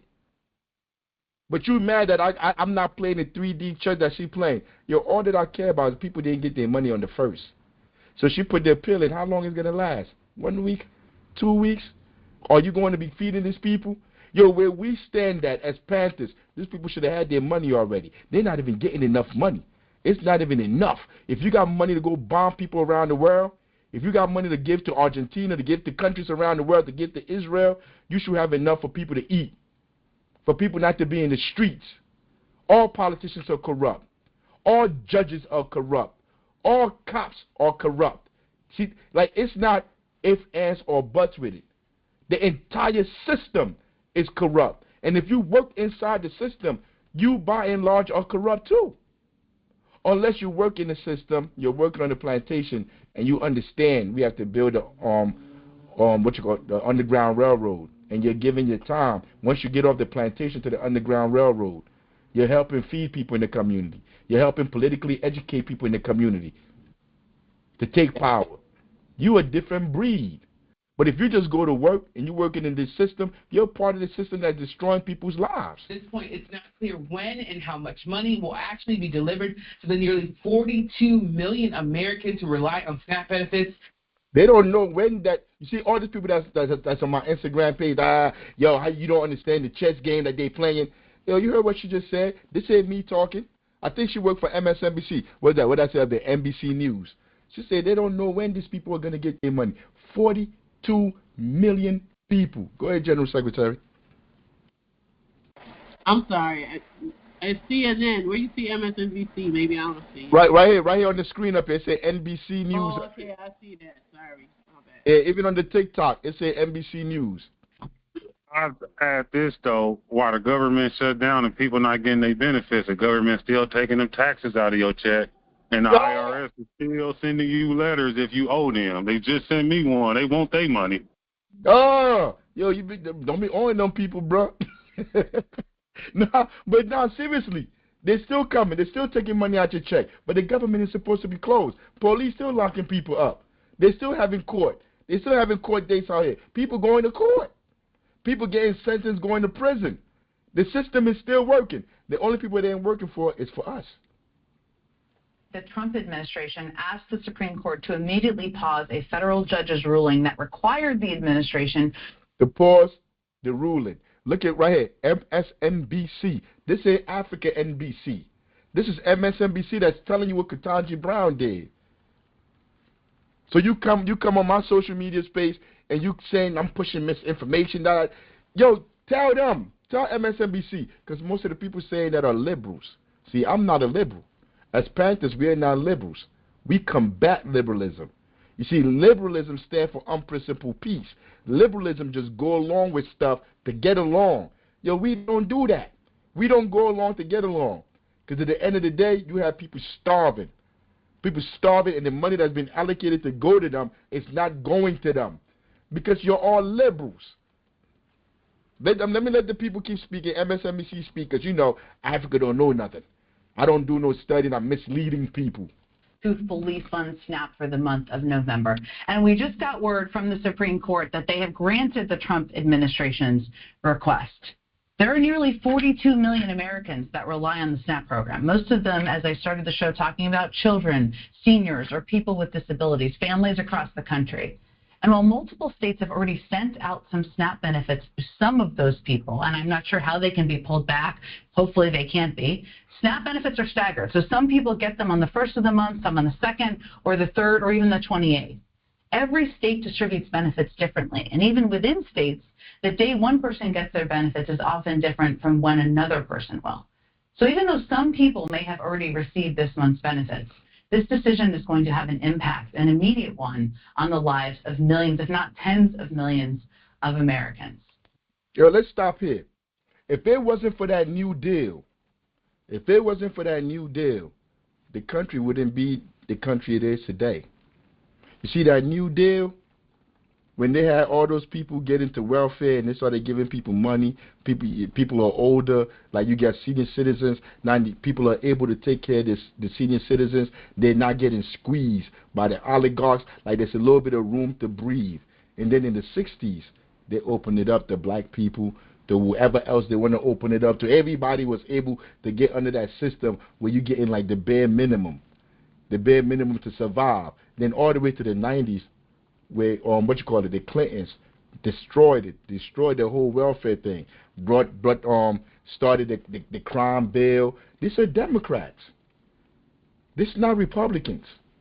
Yo, everything that's going on is because of both parties. Yo, I'm gonna tell you a secret right now. Right now, Trump got all parts of the government. He got the Republic. He got the House. He got the Senate. He got the White House. Yo, they got the trifecta, and he got the Supreme Court. They got it all. Guess who had it too? Democrats had it. When Biden came in, he had all three. When Obama first came in, he had all of it. Yo, why they didn't pass the laws to make sure none of this happened? Why didn't they pass laws to make sure Roe v. Wade was the law of the land, that you couldn't tell a woman or tell anybody what to do with their body? Because they understood what the Republicans are going to come in and do. See, they're on the same team. They're working together. Good cop, bad cop. And we sitting here thinking like we the perp that they have in the room. And then you get the good cop come in there, hey man, you want a coffee, you want a burger? You all right? Then you got the other cop, man, don't give him nothing. Don't give him nothing. He's a scumbag. I'm like, man, look, the other one leave, and the other one be like, look, my partner's a little bit strong while he watching from the mirror. And they're working you. That's what the Republican and Democratic Party is. They both work for the same millionaires and billionaires, the same oligarchs. They're working us, and we don't trust them. As a Panther, if you join our organization, you want to help the people, you want to join us to serve the people, yo, we don't mess with politicians, yo. Go ahead, Ibrahim. I thought you wanted to say something. My bad. I don't know why this button keeps going off. This phone jumping. Nah, that's good. That's cool. You cool. But look, so this is what everybody was telling me. They're like, you need to go do research. You need to go do research. Now listen, this is the apologist for the Democrats. I don't know this dude. I'm legal AF, subscribe to audio podcast, but he's going to explain to you what all these liberals was trying to tell me I didn't understand. Go ahead, liberal guy. He was a little bit angry at Ketanji Brown Jackson because they learned that she was the one that on her own initiative blocked for a day or two the decision by Judge McConnell to force the Trump administration to make the next $3 billion of payments. You heard them? Blocked for a day or two. This was on Friday. Today is Sunday. Like, they just be lying. As soon as they open their mouth, they're lying.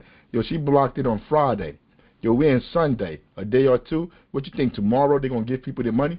Tuesday they're going to give people their money? Yo, these people just be lying. They can't even tell the truth, bruh. Blocked for a day or two. You just heard that scribe, that fake journalist on MSNBC or NBC telling you they don't know when this is coming, when people are going to get their bread.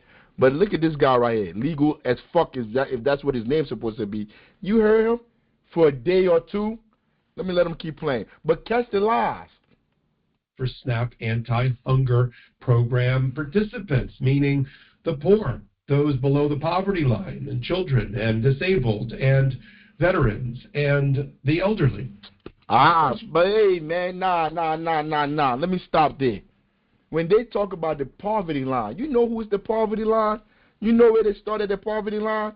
You're 15,000. If you're making 15,000, they say you meet the poverty line, whatever. So if you're making 30,000, you're not in poverty. You're making 25,000, you're not in poverty. You're making 18,000, you're not in poverty. You're making 50,000 a year, you're not in poverty, because you can't afford housing around here. You see how they cook the books? Because those are the people, like when you go to welfare, you got to meet a criteria. You got to meet a certain criteria for you to even get welfare. And the numbers is 15,000. That's where they consider you, that's the poverty line, 15,000. So anybody making above that, you're not in poverty. That makes absolutely no sense. You see, but the people taking up for these politicians don't do their own studying to understand that these people got the game rigged. So all those people, 20, 25, 30, 40,000, 50,000, these people are not in poverty.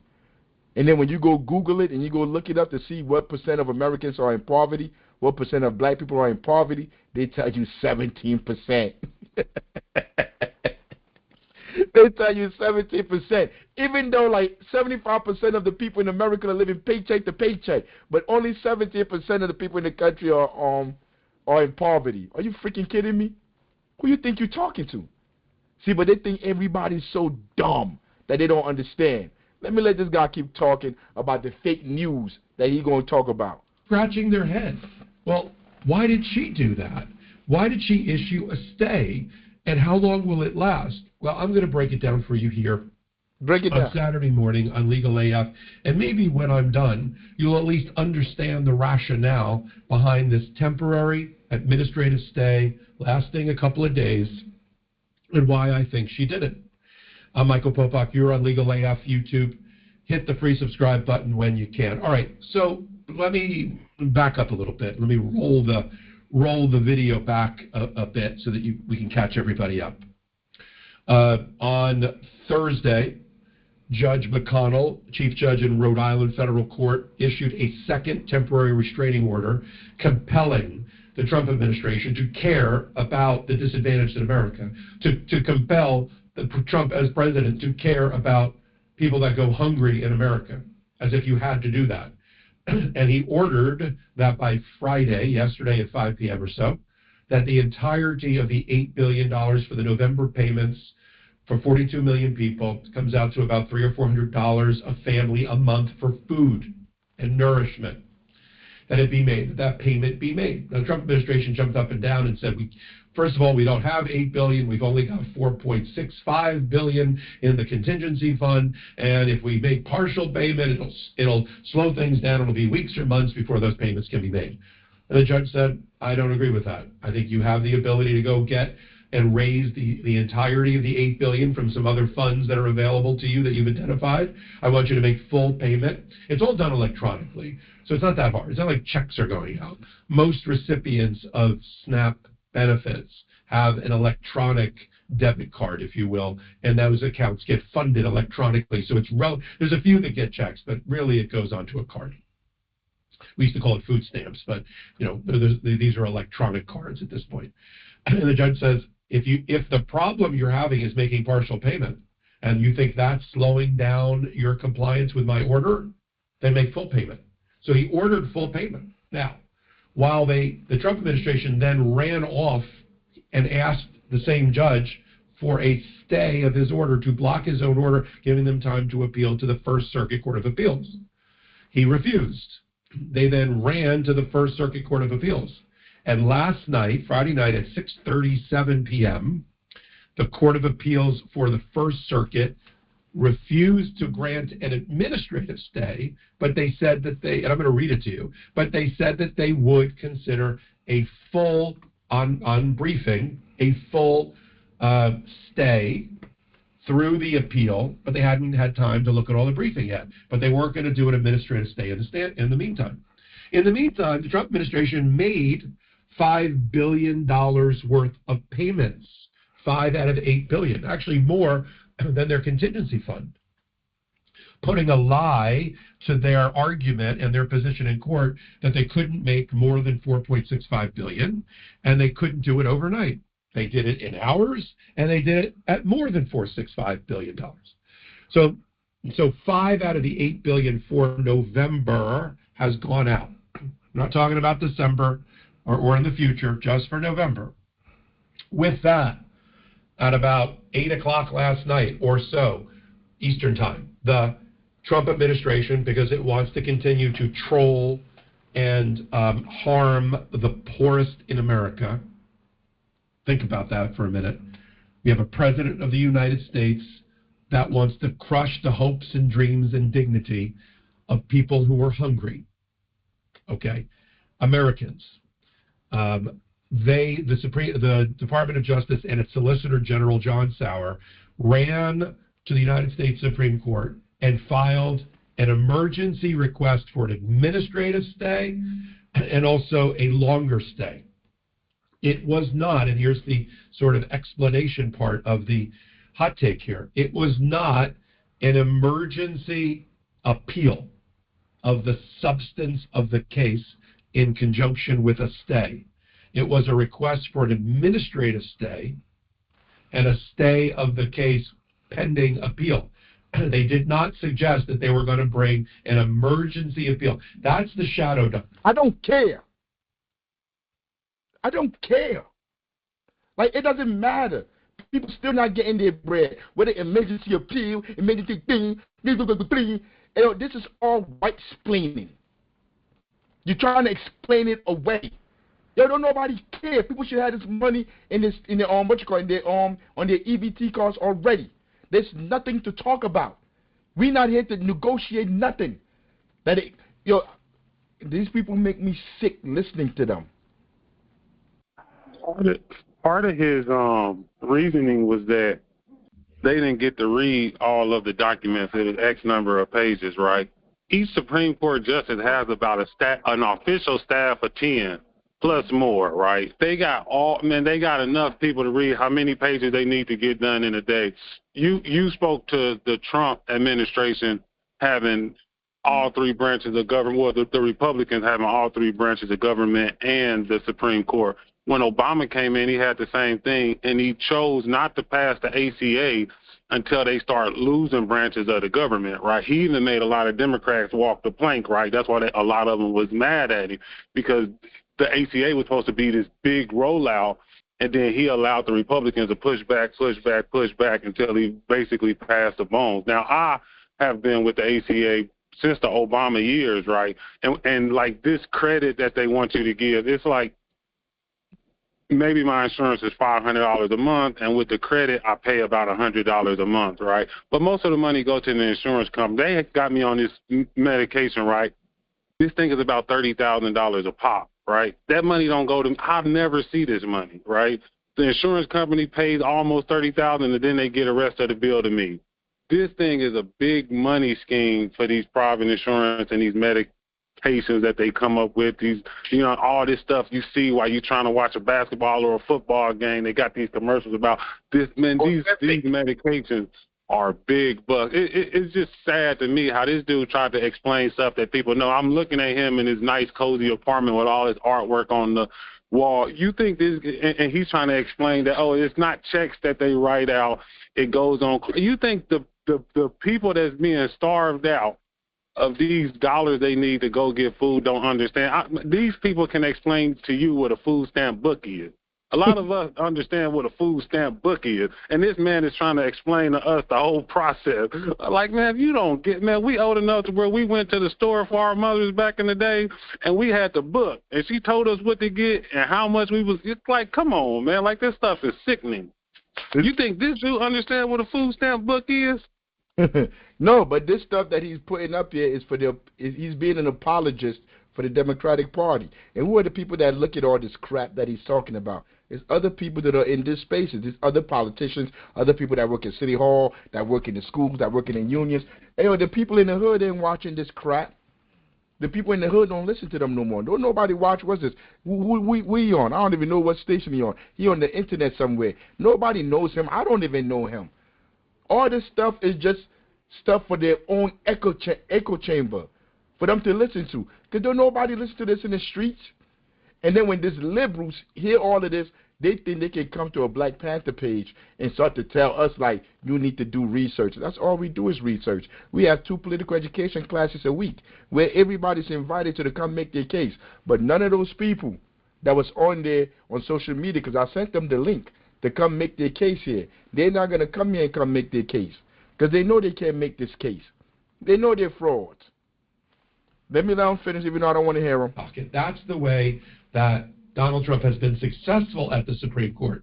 But he has problems with bringing a shadow docket emergency application because he already paid out $5 out of the $8 billion. It's very hard to say you have an emergency. It's very hard to stand in front of the court the way they have and say, if you don't enter this stay for the duration, we'll never get the money back. You already spent the $5 billion. It already went out.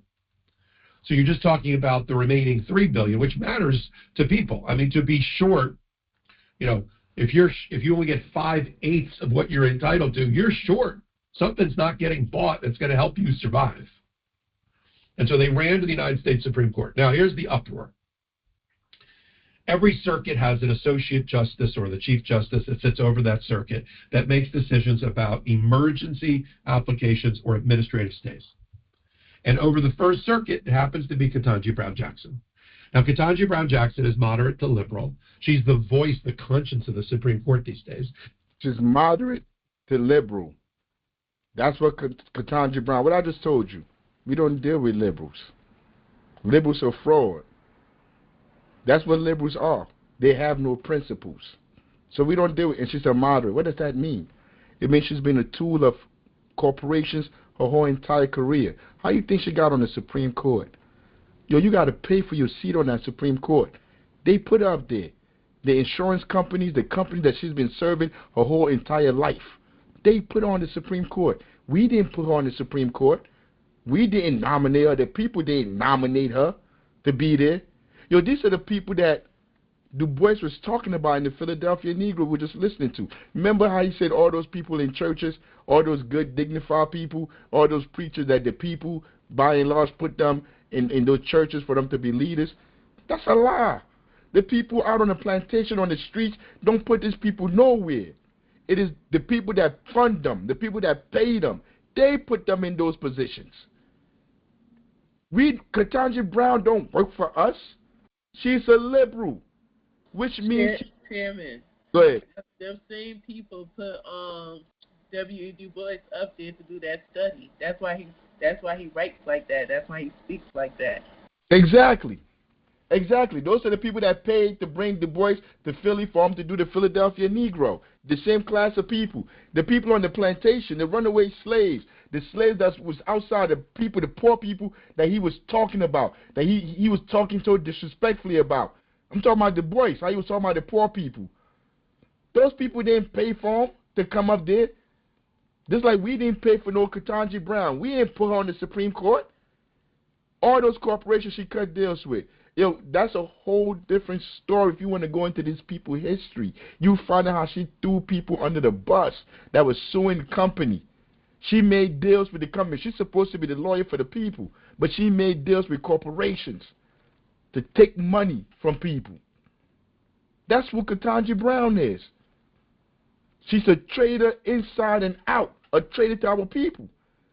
But look at him up there, because he's a Democratic operative himself. He's a Democrat. I don't need him to tell me he's a Democrat. I know he's a Democrat. She writes these amazing, scathing dissents. She writes these amazing, scathing dissents. So the court come up and the court pass something, and like they pass something that's against the people. And then they send one justice out to go write something to appease the people. So she writes some BS that she doesn't even write. Her staffers write it. And you get this goofy, goof troop clown to come up here and come tell us, like, because of all of this, because she writes skatings, that we should be thinking like she's on our side because she wrote something. She just wrote one effectively the same day, the same 24-hour period, she wrote one calling out and attacking her colleagues on the far right for abusing transgender Americans in a passport identification case. So everybody was up, hooray for Ketanji Brown Jackson. And then they woke up to, she's the one. Who is everybody? Nobody here been saying hooray to Ketanji Brown, nothing. Nobody in the hood saying hooray to nothing. This is a class thing. Those in her class. The people that care about stuff like that, what your passport say, if you got a penis or ovaries. No, nobody care about that in the hood. People in the hood can't get no passport. They're on child support, they can't get a passport. They got felonies, they're on parole, they can't get a passport. You could have a felony and still get a passport, but people on parole. Every time I ask my man in them, yo, you got your passport? Now I got to wait till I get off parole. People can't even afford to get a passport. To go where? But this, you see the issues he's talking about? You heard how he threw that issue in there? Transgender, she's doing this for transgender. Why people don't have their food stamps. But they should be worried about what somebody put on their passport. Not like I'm hating on transgender people. But even if you... I was wondering, like, how that jumped from the people starving to that. Like, I thought he was about to say she wrote something scathing about Trump cutting people benefits, but he... Nah. Transgender. I don't know where the relation came in. Because he's trying to act like, because he's a liberal. Because if he says she did something for transgender, all other liberals should be like, yeah, they're going to be jumping up screaming. But the people on the streets don't care. The people on the streets don't have their food stamps. That's what they're worrying about. Today is the 9th. They don't have their food stamps to feed their children. That entered the state. Even the transgenders that's waiting on their food stamps don't care about that. I was about to say the same thing. Like, if you transgender, you on food stamps. You think they over there like they're hungry as hell, they starving there in the house in the corner starving. But they open their eyes like, yeah, she wrote a letter. She wrote a skating leather. You think that make them feel better? That make that hunger go away? I mean, like, these people are sociopaths. He is a sociopath. But there's a twist here, and I want you to follow it. I'm following you. Go ahead. Let me read to you first from her stay, and then I will unpack it for you, I promise. The applicants are seeking a stay, that's the Trump administration, of 2 orders of the United States District Court of the District of Rhode Island. That's Judge McConnell. These orders require the applicants to fully fund benefits for the Supplemental Nutritional Assistance Program, SNAP, for the month of November, and to distribute that funding by the end of November on November 7th, 2025. Earlier today, the applicants asked the United States Courts of Appeal for the First Circuit to stay the district court's orders pending appeal and issue an administrative stay to facilitate its consideration of the stay motion. So you asked for a temporary stay to give the court time to consider the broader request for a stay throughout the entirety of the appeal, which could last a year. At 6:08 p.m., the First Circuit denied the applicant's request for an administrative stay, but stated that it intended to issue a decision on the stay pending appeal motion as quickly as possible. 2 different requests, administrative stay and a stay during the pendency of the entire appeal. Given that, here's what Ketanji Brown Jackson wrote. This is her thinking. Given the First Circuit's representations, an administrative stay, short-term stay, is required to facilitate the First Circuit's expeditious resolution of the pending stay motion. It is ordered that the district court's orders are administratively stayed pending disposition of the motion for a stay pending appeal in the United States First Circuit, or further order of Justice Jackson, or of the court. This administrative stay will terminate 48 hours after the First Circuit's resolution of the pending motion, which they should issue without dispatch. Okay, now let's unpack that. Go ahead, unpack it. On this Legal AF sort of tutorial here on Saturday morning. There's 2 types of stays. There's the stay that is administrative, which is a short-term stay to give another court, an appellate court, time to consider the merits of a bigger issue. In this case, whether to stay the case, block Judge McConnell's TROs, keep the $3 billion trapped for the duration of the appeal. Now, this is going to start all over again in December if the shutdown continues. Right now, we don't have a government. 10% of flights are grounded. Next week, 20% of flights are grounded. And 30% after that. We don't have a functional government right now under Donald Trump. But we have people who are entitled to survive and have a social safety net. And so that was her thinking, because she noted in the First Circuit Court of Appeals decision from 6:07 last night that they are going to consider whether to grant the greater stay. Now, let me fast forward. They're not going to grant that. The First Circuit is not going to stop and block Judge McConnell's temporary restraining order requiring the remaining $3 billion to be paid for people in need who are hungry. They're going to deny that. Then Trump's got a choice. And since he did not ask for in his filing, which we will put up in Substack, he did not ask for in his filing an emergency shadow docket appeal. He asked for a stay. That's all he asked for.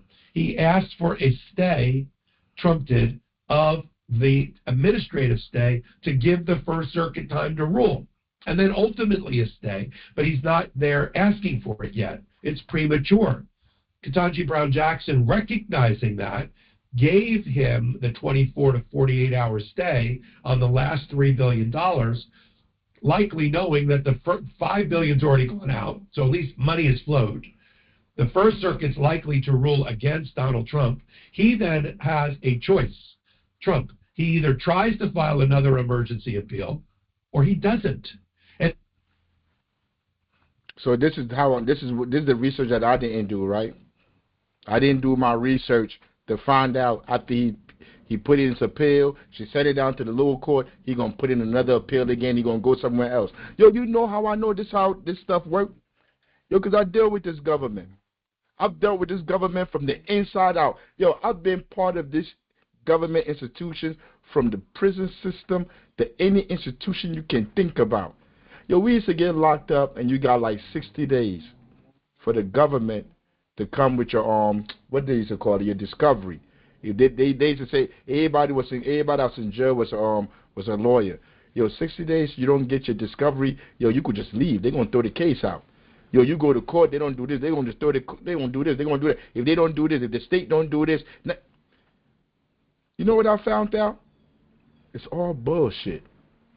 They could always get a stay. Every time you go, they're going to grant them, the judge is going to grant them whatever time they need.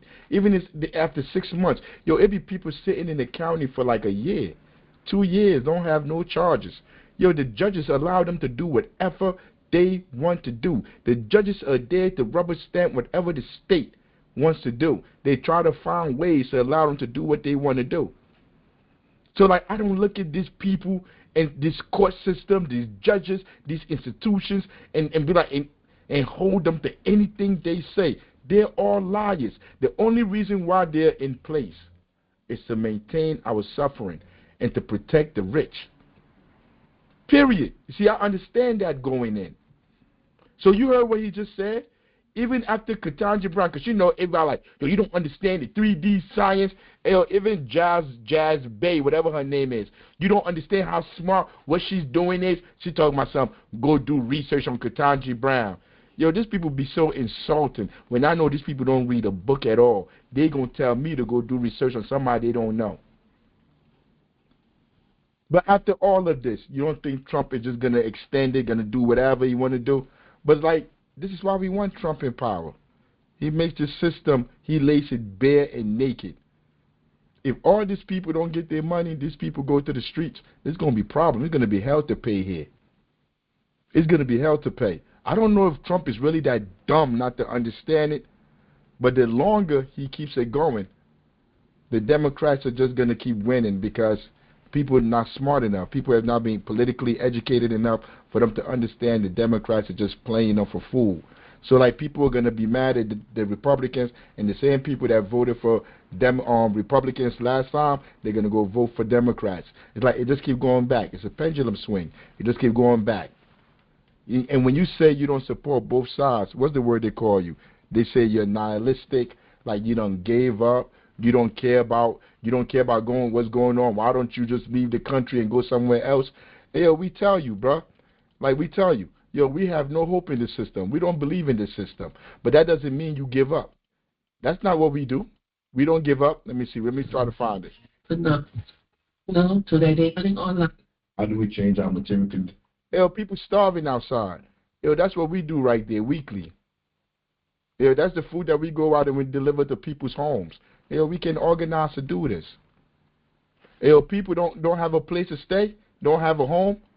Like, you see that young man right there that's bringing the food in the truck to go out and give it to people? He ain't got no cape on. He ain't Superman. He's not filthy rich. See, but when we all work together, this is what we can do to take this food to hundreds of families that are starving. This money didn't come from the government. This food don't come from the government. None of this. Let me see where the housing at. You see, this is our after-school program. We don't say, like, give up, lay down. And most people, they can't understand. In their mind, everything is like narrow. The only thing they believe is what they know from the system. You have to go vote. You have to go put these politicians in office. You see, they don't see everything. Their mind is not open to, you don't need to work inside this political system to be able to change your reality, to change the lives of the people in your community. The system is only in place because the people participate in it. Once you organize the people to leave, to start to organize on their own, to try to take care of themselves, to fund themselves, to build their own schools, that's how you have a revolution and you change things. They say the kids in North couldn't read. We started an after-school program where we work with children to read. We do boxing. We do whatever they want to do. Look, that's me. That's me driving, pick up the children every day, take them to school. This was in the summertime in our summer camp. The ones that didn't have a ride, I go to their house, pack the car up. And we have a summer camp because the city won't provide these camps, won't provide these things. That's the boxing right there. That's them boxing. We had it every single day. So now you're taking them off the streets. You got them off the streets. You got them in a controlled environment where you're able to teach them their purpose in life.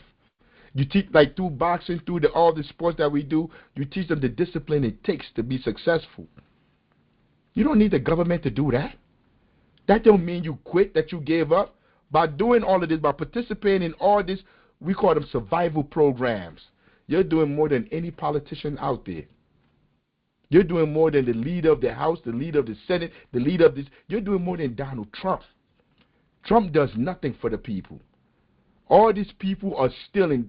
The Democrats, Nancy Pelosi that's about to leave, all these people are straight criminals. And once we understand in our community, whatever community you are at, we start to build this intercommunalism where we work in community to community, helping each other out. See, that's how you transform the system. That's what put fear in their hearts when black people, Spanish people, white people, gay people, trans people, when we are all working together to build these institutions in our community, the government ceases to exist because we become the government. They don't have enough guns. They don't have enough tanks. You don't have to pick up a weapon to go to war with them. The only weapon you need is your mind. And then once you've organized, once you have your own government, you've established everything in your community, that's when they're going to come after you. That's when you're going to need the guns, where you got to be, where it says Black Panther Party for self-defense, where everybody got to have a gun to be able to protect themselves. We have to protect what we've gained. But you can't protect it alone. You need an army. Everybody that's part of the organization, everybody that's part of the cooperative, they will protect what they got. People are not going to just walk away from what they have. This is what we are about. We're not about supporting politicians, taking up for politicians, being talking heads for politicians or this government. We could care less what these people do. It's all about what we do. Nah, that's it for today, man. It's 2-something. Yo, y'all be making me lose my fantasy leagues, man. But it's cool, though. This is more important to me. Anybody got something to say before we end it? Talk to me. The floor is open to anybody that got something to say. Hey, man, I got something real quick. I think that the only way that you can dismantle something properly is by understanding how it was built. You know, you can't take apart a car if you don't know how a car is built. We can't take apart this system if we don't know how it's built. I want to point out one problem with cooperatives in the economy that was built by, the establishment elite. It has to do with the loophole of how the rich stay rich. When you found a C Corp, like a corporation, you are able to issue yourself, it's called founder's stock or preferred stock. And with this special type of stock, you sell it to yourself for $1, right? There's no value to the company because you haven't actually done anything yet. So it's worth nothing. You sell it to yourself for $1. And there is a corporate loophole. It's called Form 83B you submit it to the IRS. And essentially what you are doing is declaring your capital gains like at that moment. And that means when you sell the stock, you no longer have to pay capital gains. But since the stock is valueless and hasn't increased in value, you literally pay no taxes. So say you have $10 million, you can go and spend $1 million, put $100,000 into 10 different companies. 7 of them are going to fail. You're more connected than most people because you're a millionaire, so you have a better chance of success. 2 of them are mildly successful. 1 of them takes off and ends up being worth $20 million. Then you sell that stock, and instead of paying, what you pointed out used to be 70 to 90% of your profit in taxes, you avoid paying what is now only 20 to 40% in taxes. You pay no taxes and you keep all of that money for yourself. And there is not a mechanism like that for those who found a cooperative company. Like, it doesn't exist. So I think you're right about cooperatives being a major part of how communities build themselves and take back power. But we need to destroy these loopholes. And I only know about that because of my experience in tech. I went to school for computer science. I dropped out and founded a tech company, and it was investors in $1 billion fund who taught me about that 83B. I have literally never heard about it one other time in my life. So these are mechanisms that people don't understand exist, except the rich people exploiting them. And we're never going to move forward if we don't take those pieces of the system out of it. Like we're talking about all this SNAP funding, this money is disproportionately funded by the middle class that's evaporating in the lower class, while these rich people avoid putting their money into it and then determine how we spend it. It's crazy. It's messed up. And I hope that leads you down a rabbit hole and gives you some stuff to educate your community about, sir, because this is the kind of stuff that I wish people knew about. Yeah, I was trying to pick the screen so I could have your picture. I was trying to find out how to have your picture centered, because like the names are on top of you, and like I can't really see your face and stuff. But no, what you're saying is correct. See, look, I didn't go to school for accounting to understand all of that. This is the beautiful part about organizing, bringing people in. What I said about cooperatives, that's what I think. That's what we think. When we sit down at the table as an organization, you put your input in. We have somebody else here that's an accountant. That shouldn't be my space on how we put together a strategy for us to be able to eat. I'm not an accountant. I'm a sociologist and a historian. So, like, I'm not perfect. Like this, I'm the chairman. My only duty is to manage the organization. And in my managing of the organization, I got to be smart enough to be like, we need accountants over here to understand what we're doing over here. We need this over here. I work with the children. I do the after-school programs. That's where I be at all day, every day. I pick the kids up. I take them to school, pick them up after school, do the after-school program, take them home. You see, every day, that's my duty. We have somebody else that do the housing program, that does the whatever. But like I'm saying, you said like you don't know if you could join us, if you could say all power to the people. This space, we need you and we need others to be stronger. The only way we fight these people back is when we have everybody coming in, joining in, to be able to bring their talents to the table for us to do what we got to do. I know cooperatives is the first step to opening up. The only reason why I say cooperative, because we all have a say. Every single person at the table has a say, and they get a piece of that pie. Not we own it and then we talk about something we gonna hire people. But yo, I'm happy you came through. Yo, I hope you come through. I hope you the classes are on Wednesdays. I hope you come through. You can watch the classes on YouTube too. We have them on YouTube. We'll send you all that information because you got to go through and understand what we're about. Because we don't want nobody joining. So you join in. We say we got a cooperative. We're about to get the building across the street.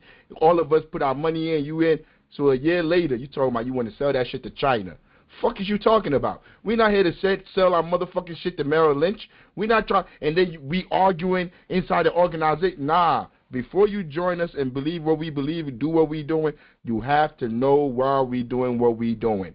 And then you don't come like a year later be like, yeah, yo, there's this gay person that got one eye, and I think they running for office. I think we should go support them. Motherfucker, we don't do electoral politics. I don't care if they got 2 eyes missing and they got 2 legs missing. I'm not voting for them. That's sympathy. We're not here on sympathy.